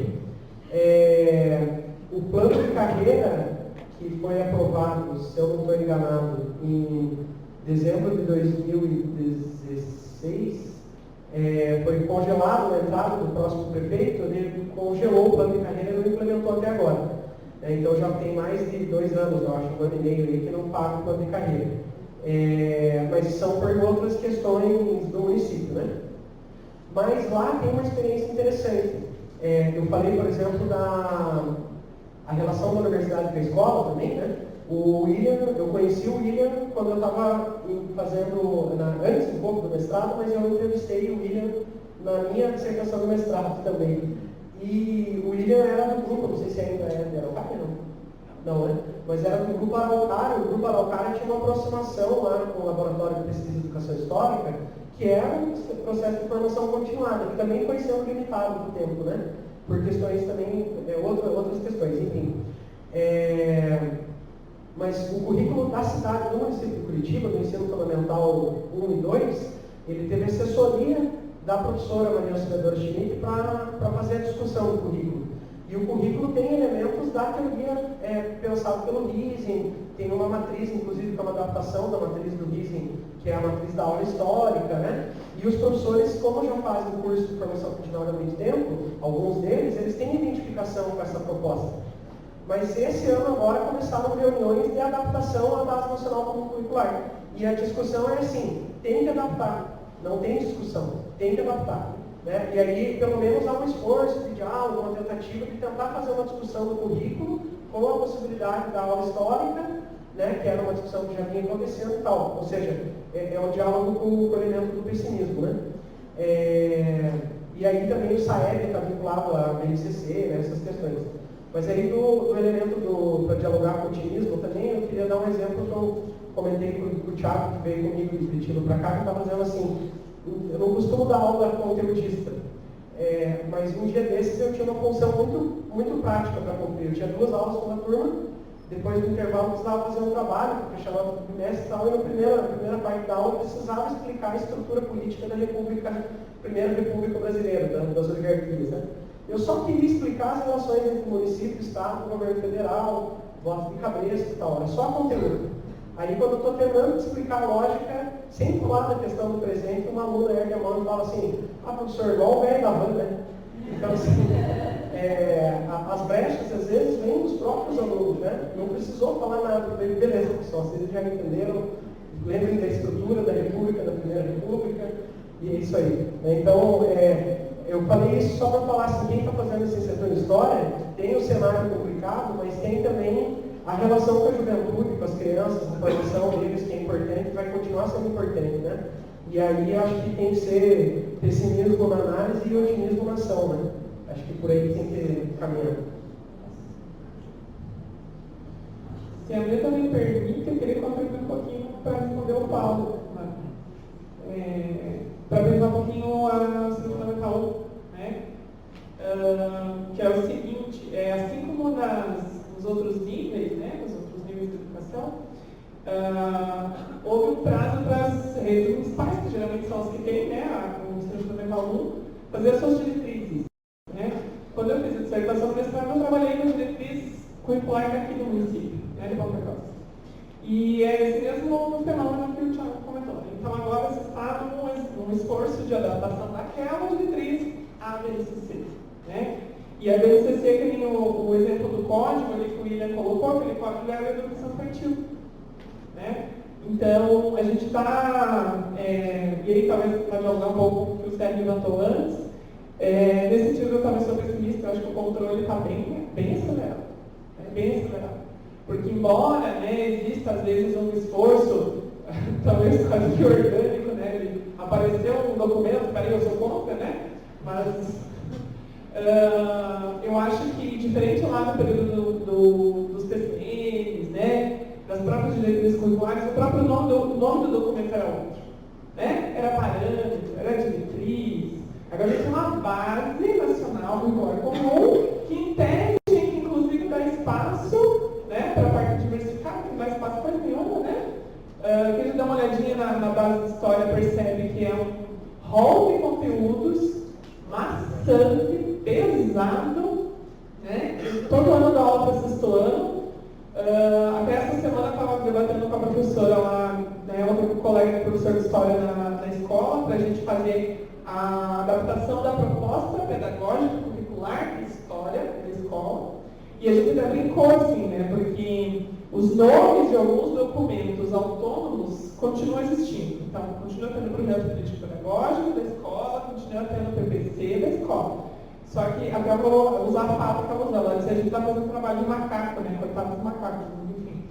Por que ela falou isso? Porque a gente estava copiando e colando, né, o referencial curricular do Paraná e a BNCC, porque a gente não podia fazer outra coisa. E isso é a proposta pedagógica curricular de história da escola. Né? E eu também ficava, viu, aqui no esqueleto não pede justificativa, mas vamos escrever? Só que a gente coloca uma coisa que reflita o que a gente está pensando, porque o resto não tinha espaço para mais nada. Né? E aí eu acho que é importante pensar nesse sentido do controle. Eu acho que o controle está diretamente associado com a necessidade de esvaziar o que a gente chama de autonomia. Né? Autonomia da escola, do docente, universitária. Né? Vamos olhar para a LGU aí, né? Que está em debate há um tempo. Né? E aí uma coisa que eu gostaria que, inclusive, depois, se for possível, os colegas aqui falassem um pouquinho também, o que vocês estão enxergando aí como as relações, né, desses nossos desafios aí no ensino de história, mas também como que isso vai mexer com a formação dos professores. Né? Porque a gente precisa olhar para tudo isso em rede, não são coisas isoladas.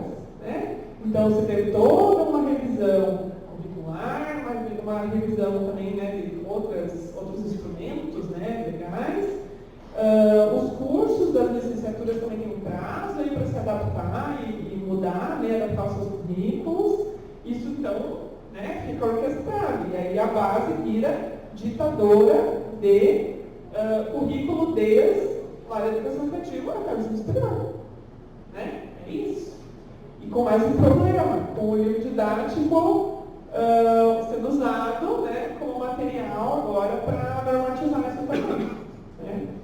E, então, assim, tentando botar minha pergunta já na roda, né? Se os colegas conseguissem falar um pouquinho disso, o que vocês preveem, mesmo que seja no plano das hipóteses e conjecturas, né? Para os impactos para a formação docente. E também, se é possível outra base. Né? Tá, essa base tem problemas, a questão das competências, então, é um debate que deveria estar mais forte, mas está esvaziado. Mas, então, é possível uma outra base? O que é uma outra base? Como que a gente disputaria? Qual conhecimento a gente tem que é útil ou para que ele é útil? Né? Até para pensar um pouquinho algumas das ideias que a ABEC, né, a Associação Brasileira de Ensino de História, está tentando aí pensar. Bem, gente, mais alguém gostaria de fazer perguntas? Daí a gente faz uma rodada e depois já parte para as considerações.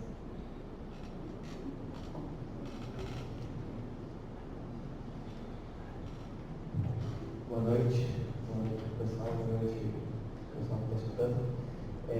Meu nome é Matheus, eu sou mestrando aqui na UEPG, sou professor também de educação básica da Rede Estadual de Santa Catarina. Eu não sei, eu tenho um pouco de esperança, eu tenho uma visão até otimista de algumas coisas da base, principalmente. Pensando no ensino médio e como está estruturado, acho que as brechas elas são muitas e acho que dá para aproveitar bastante. Essa ideia de trabalhar, eu acho que principalmente a ideia da base ela ser completamente abrangente no ensino médio, então eu acho isso muito interessante porque na prática, mesmo nos percursos formativos, quem vai montar é a escola e o professor. Então eu acho que isso é uma possibilidade bem rica. Né? E pensando nisso, que eu queria fazer uma questão assim. Tem a ver com a formação de professores, o que a gente pode contribuir de formação de professores para a gente pensar, eu acho que foi o professor Thiago que falou da interdisciplinaridade, mas tentar pensar mais, então, o professor Cláudio, pensar mais fora da caixa, né? Pensar, eu estou formado em História, sou um professor de História, mas como que eu posso dialogar com outras áreas? Porque o recurso formativo para ser isso, então o que a formação de professores pode oferecer. E também queria saber, que é algo que o professor Wilian propôs na fala dele, começou falando, né? O que os outros pensam dessa relação entre fundamental e médio. Porque no compasso para o médio, você pode ter uma liberdade, entre aspas, maior, porque é mais amplo o que está proposto ali. No fundamental não, e particularmente eu acho horrível a organização fundamental, porque o professor Wilian bem pontuou, é o ensino tradicional de cabo a rabo. Então, como fazer isso? Né? Como pensar? Principalmente professores, eu não sei como que é a realidade de vocês, mas, por exemplo, eu trabalho nos dois, no fundamental e no médio, então como que a gente pode fazer isso? Pensar um pouquinho nisso. Mais alguma pergunta, pessoal?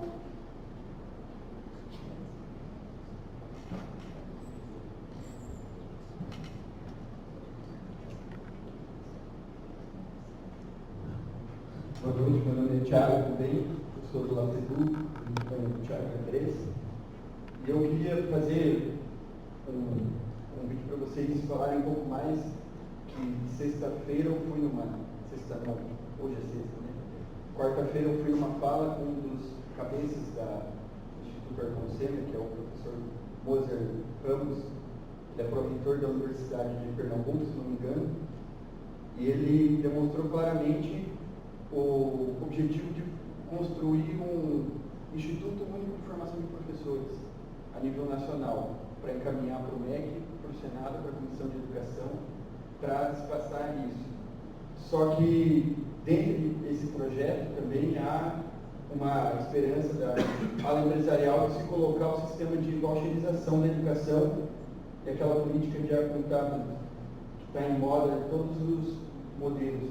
Então, eu queria que vocês comentassem um pouco isso sobre, já bem atrelado a sua questão dos impactos na formação dos professores, dentre um instituto que anula essas áreas específicas do conhecimento e coloca a licenciatura como se fosse um geralzão mesmo, e também como essas duas políticas de voucherização de apontável também entra num processo de reformas curriculares global aí que está vindo em torno desse neoliberalismo para formar um novo trabalhador, novo, nessa ideia da empregabilidade e tudo mais. É isso.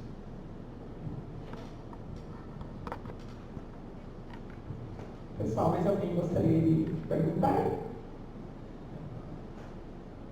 Tá, ok. Então, acho que passamos para essa rodada. Se vocês quiserem já ir fazendo suas considerações, eu diria que eu quero responder. Tá bom?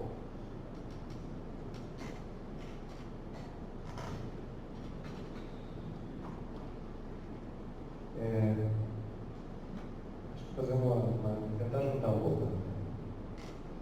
Acho que outra base, acho que se ela for acontecer, ela vai ser clandestina. Não sei porque oficialmente não vejo cenário, né? Porque seria muita coisa mudar na vontade política para organizar um outro movimento que veja, essa nossa base que saiu agora, ela aparece em 88 na Constituição. Ela aparece em 1996 também como uma reivindicação da LDB.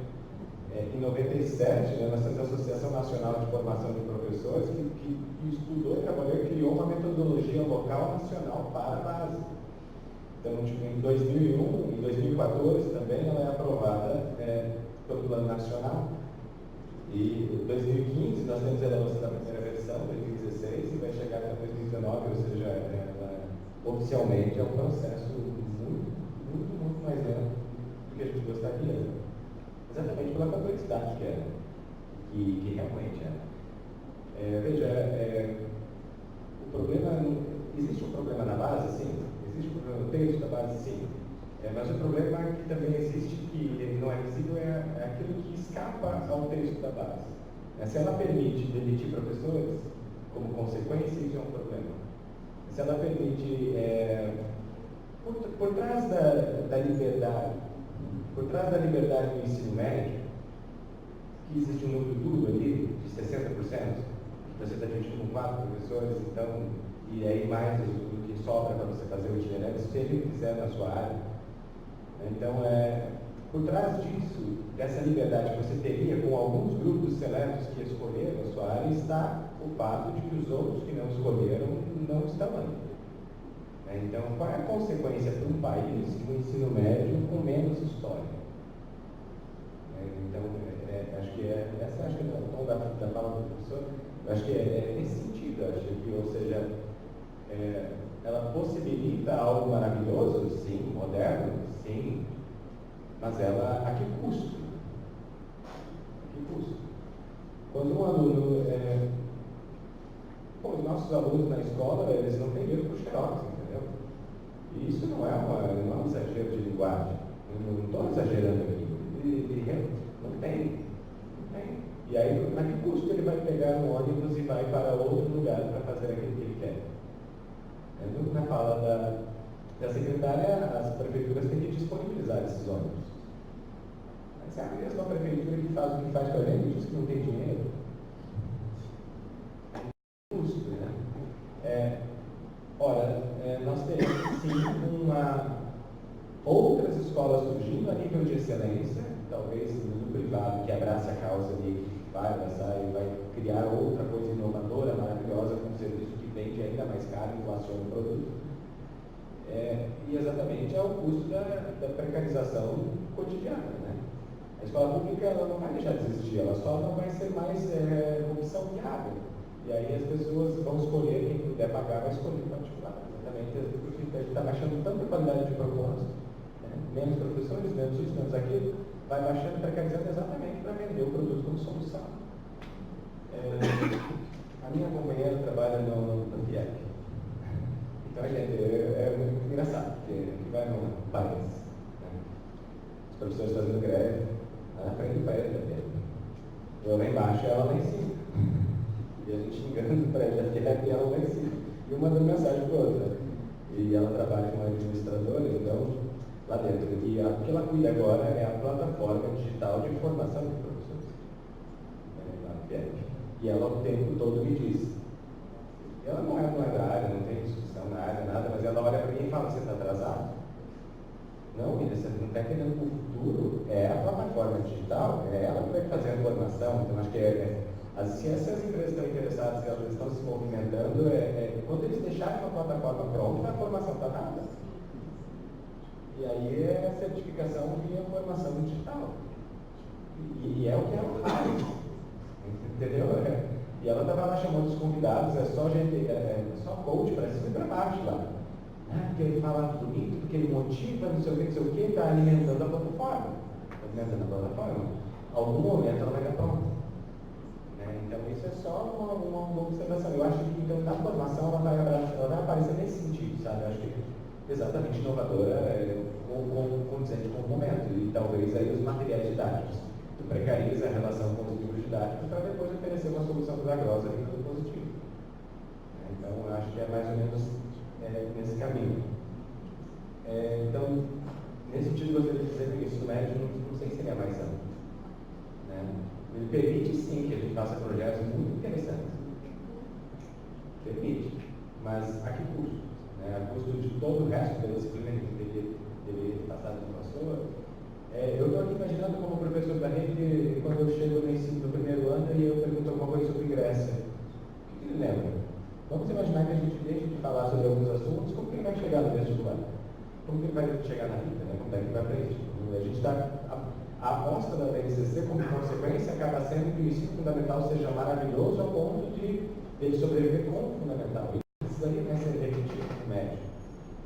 Lógico que existe uma discussão muito séria na escola, que é o que fazer com a história do médio, porque a gente repetiu o fundamental. A gente fazia um remember no primeiro e terceiro ano. Então isso também estava sendo criticado, mas ainda servia, porque, como o professor disse, ele tem mais idade, os assuntos se tornam realmente mais interessantes, mais complexos, então acaba desenvolvendo melhor.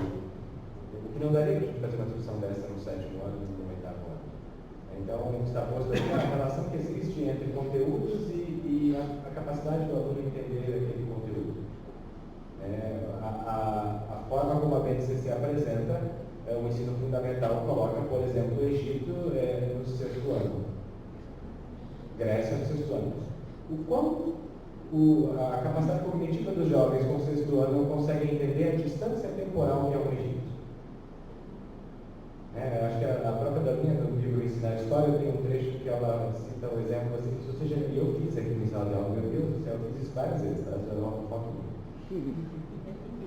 Tu chega na sala de aula dos seus colegas e pergunta para eles exatamente o mesmo série que eles no Egito, entendeu? Você está estudando lá Mesopotâmia, entendeu? Aí tu chega para eles lá e fala assim, teu pai viu Pedro Álvares Cabral? Lembra disso no livro Ensinar História? Teu pai viu Pedro Álvares Cabral? O aluno automaticamente responde, não. Aí você continua olhando sério para ele e fala, e o teu avô? Viu Pedro Álvares Cabral? Não, professor. E o teu bisavô? Acho que não, senhor. O teu tataravô? Esse viu, senhor, com certeza viu. Ou seja, a construção da temporalidade é um processo que demanda muita complexidade. E aí a gente joga isso lá para os alunos que têm 11 anos de idade. E a gente reza e torce que dê certo, E dali para frente a gente continua lidando com a diferença, falando que a gente vai falando com naturalidade como se tivesse dado certo. Que um dia faça sentido. Que um dia faça sentido, Que ele espera que ele está construindo junto, Ou seja, uma coisa é o ensino, outra coisa é o aprendizado.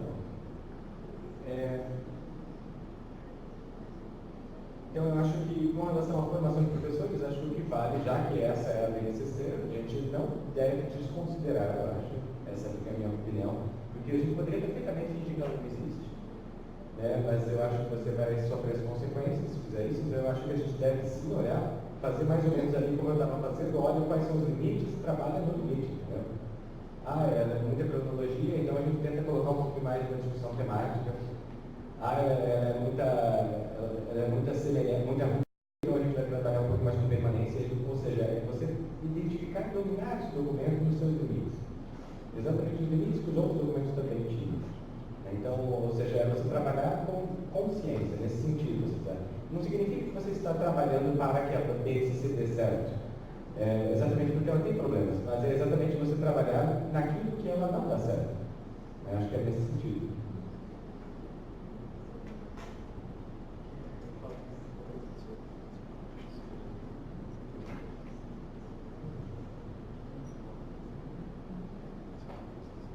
Bom, eu anotei aqui, não por quem fez a pergunta, se escapou alguma coisa, se me perdoe. Tá?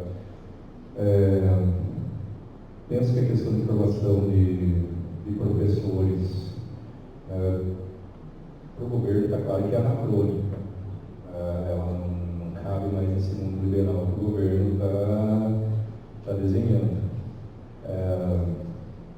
Portanto, eu acho que o Wilian já comentou ali, eu acho que o caminho escolhido pelo governo era naquele sentido.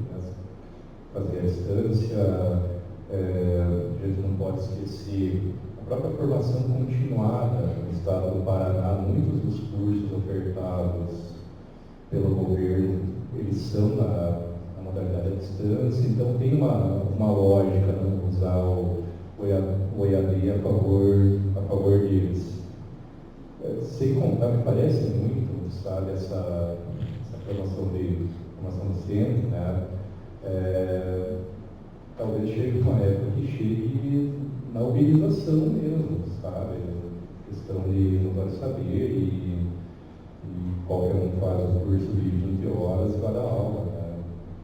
Me parece muito essa lógica que se quer instituir, né? Enfim, só dialogando com o Wilian, né, para a gente tentar quebrar essas promessas a prefeitura vai investir. Há 2 meses atrás, eu e uma colega do colégio em Castro, a gente fez uma assembleia e algumas reuniões e atos com a atrasada eliminada desse colégio, porque foi cortado o transporte. Tá? Qual que era a lógica? O colégio estadual, a prefeitura oferece transporte ali. O fato é que era de uma outra cidade, elas estavam fazendo formação docente, tá? E seria talvez a primeira leva de professoras habilitadas, e ainda que a gente tem uma série de críticas, né, a questão da formação docente no ensino médio integrado, mas seriam as primeiras, ali mais qualificadas em cada veículo, e muitas desistiram, porque mesmo a gente vendo rodada baiana, né, o governo municipal não quis saber, cortou e acabou. Tá? O que mais? A relação do fundamental e médio, eu gosto sempre de olhar, não com certo, ou melhor, com certo saudosismo, as DCEs, porque elas previam o ensino temático no ensino médio. Então, eles poderiam reconstruir uma série de elementos que poderiam ser aproveitados no fundamental e abordar de uma maneira mais profunda, sem necessariamente ser conteudista. E aqui, vamos falar na escola novista e habilidades, não, trabalhar conteúdo, mas de uma maneira focada tematicamente. Disciplinas DCE são arrolados até alguns exemplos de conteúdos, mas era algo que eu gostava muito, eu usava sempre para fazer os PPDs.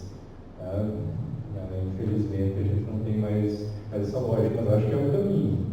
Justamente como o Wilian também retomava, pode abordar com os adolescentes de uma maneira muito mais profunda, diversos temas, e sem escapar dos conteúdos. Pega Egito, vamos trabalhar precarização no trabalho, tendo todo o cuidado conceitual, né, das épocas, mas Tá, ele pode fazer isso. Até esse ano eu faço, mas eu não sei como vai ficar depois. Tá? Então seria o objetivo, ele estava bom. Para nós, professores, eu acredito que a relação entre fundamental e médio estava excelente, assim, precisava de muita aprimoração, né? Mas a gente já está chegando num nível bacana, e agora foi desconstruído quase na canetada mesmo. Né? Por fim, acho assim, a gente falou muito, até de uma maneira, estamos brincando, né? A questão do pessimismo, otimismo, mas eu acho que assim, as coisas vão se resolver na resistência popular, na resistência dos educadores, na relação que a gente tem com a comunidade escolar. Eu acredito que pessimista ou otimista dentro da escola, usando brechas, eu acredito que a gente vai dar nossos pulos, as nossas piruetas mesmo. Mas aquela vitória que eu falei, que usei na outra fala, ela essencialmente vai se dar pela resistência política na organização de coletivos, na organização sindical, partidos, por que não? Mas a gente vai ter que fazer essa resistência, que está se mostrando, inclusive, em alguns aspectos muito positivos, visto o movimento estudantil segurando algumas coisas aí de cortes orçamentários. Então, eu acho que a gente tem que transbordar o terreno da escola, ainda que a gente tenha que fazer o diálogo com o nosso colega, que já internalizou uma série de elementos, mas a gente tem que sair da instituição, tem que sair da escola, tem que se dar um jeito nesse sentido, tem que ser da universidade, e ali que a gente vai conseguir essa vitória que eu acredito que a gente vai conseguir o que a gente já está fazendo. Todos aqui, imagino que certamente estão fazendo, mas acho que essa vitória vai se dar por ali, a gente tem que ter essa prática, né, para além de qualquer outra coisa.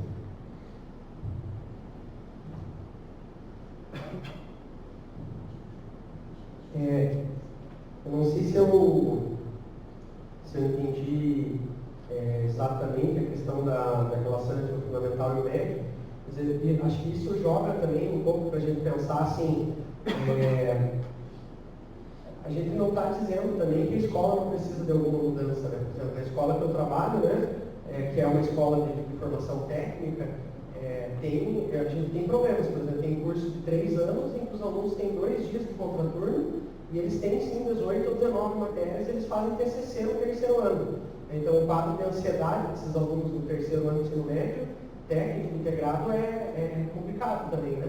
Então algumas mudanças, elas talvez devem até acontecer. Agora, a maneira como, no caso da Base Nacional como curricular, a gente tem que lembrar também dessa trajetória que o Wilian contou, né?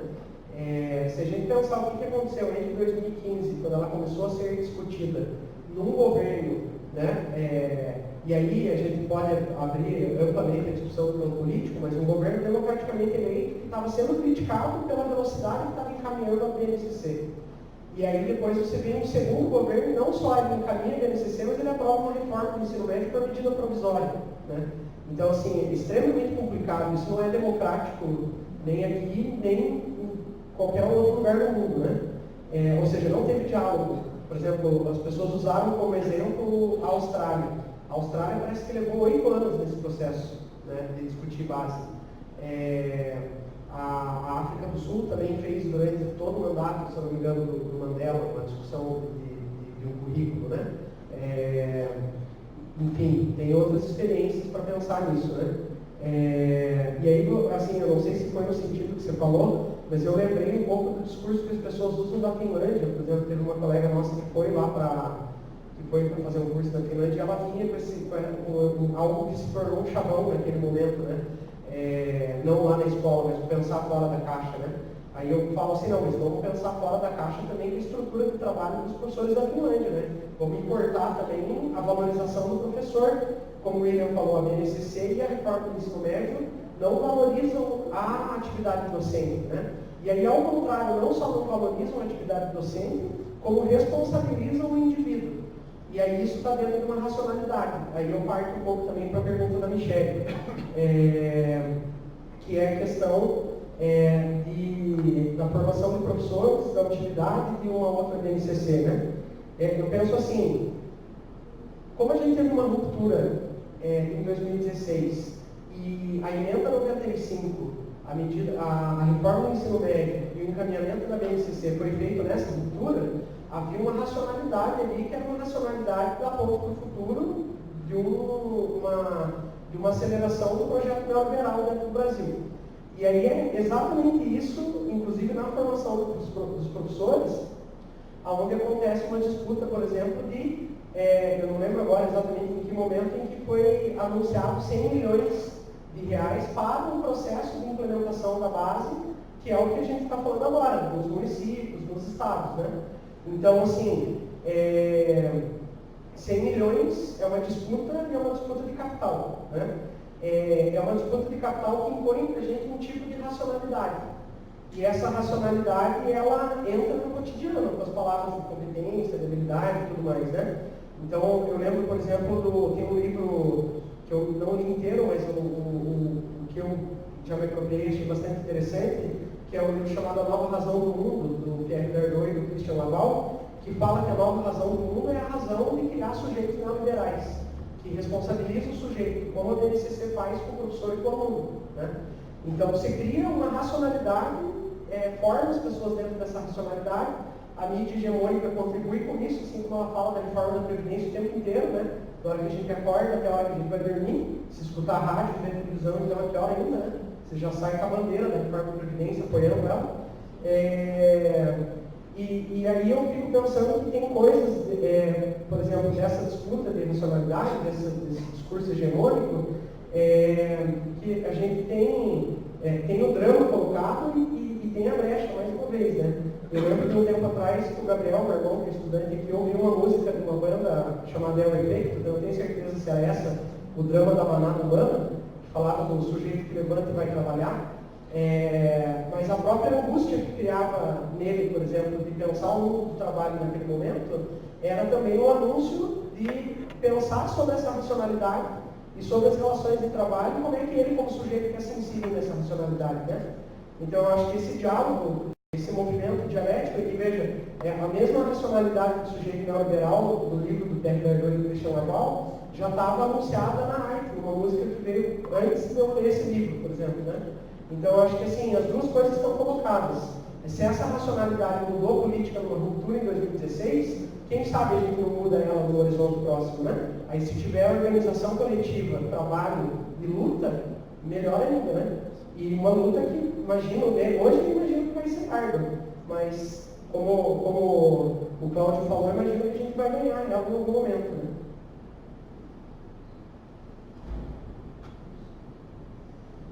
Bem, a gente gostaria de agradecer, né, como GEDHI, aos componentes da mesa, né, o debate acho que foi bastante produtivo, e eu gostaria de pedir para o professor Sérgio fazer as considerações de encerramento do seminário. Oração final.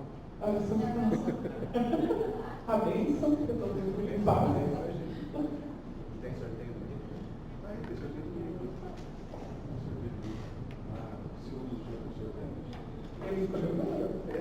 Tá. Então, virou tradição, né, das noites do seminário, o sorteio do livro. Vamos adotar a mesma metodologia, né, das outras noites, para escolher algum número, né, de 1 a 31. Posso pedir para o Thiago, que ele estava aqui nas outras noites ainda? Para no número, porque eu escrevo os números, né? Pode ser? Escolher um número de 1 a 31, para daí a gente ver se tem alguém na plateia que nasceu nesse dia, para ser um agraciado com o grupo.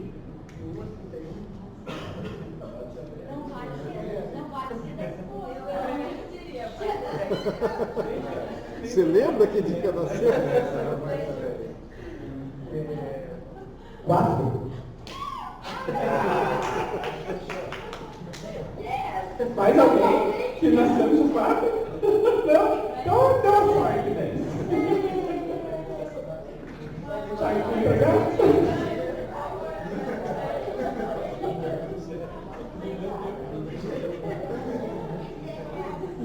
Agora é a senhora no final, professor Sérgio.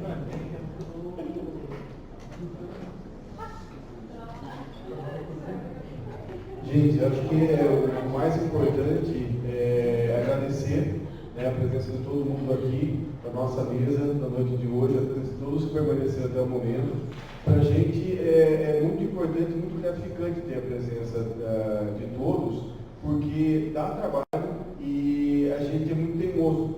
Não faz o menor sentido a gente ficar organizando esse evento, né, em termos de o que a gente ganha com isso. A gente ganha, sim, muita discussão, muito contato, muita coisa importante. Não são aquelas coisas que fogem daquela racionalidade técnica, prática, né?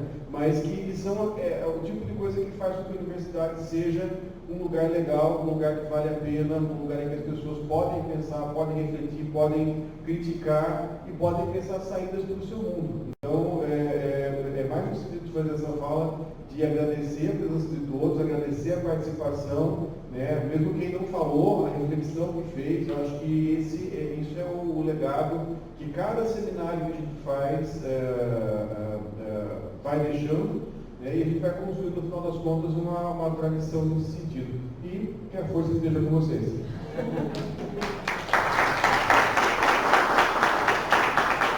E até 2020, que a gente já tem moço.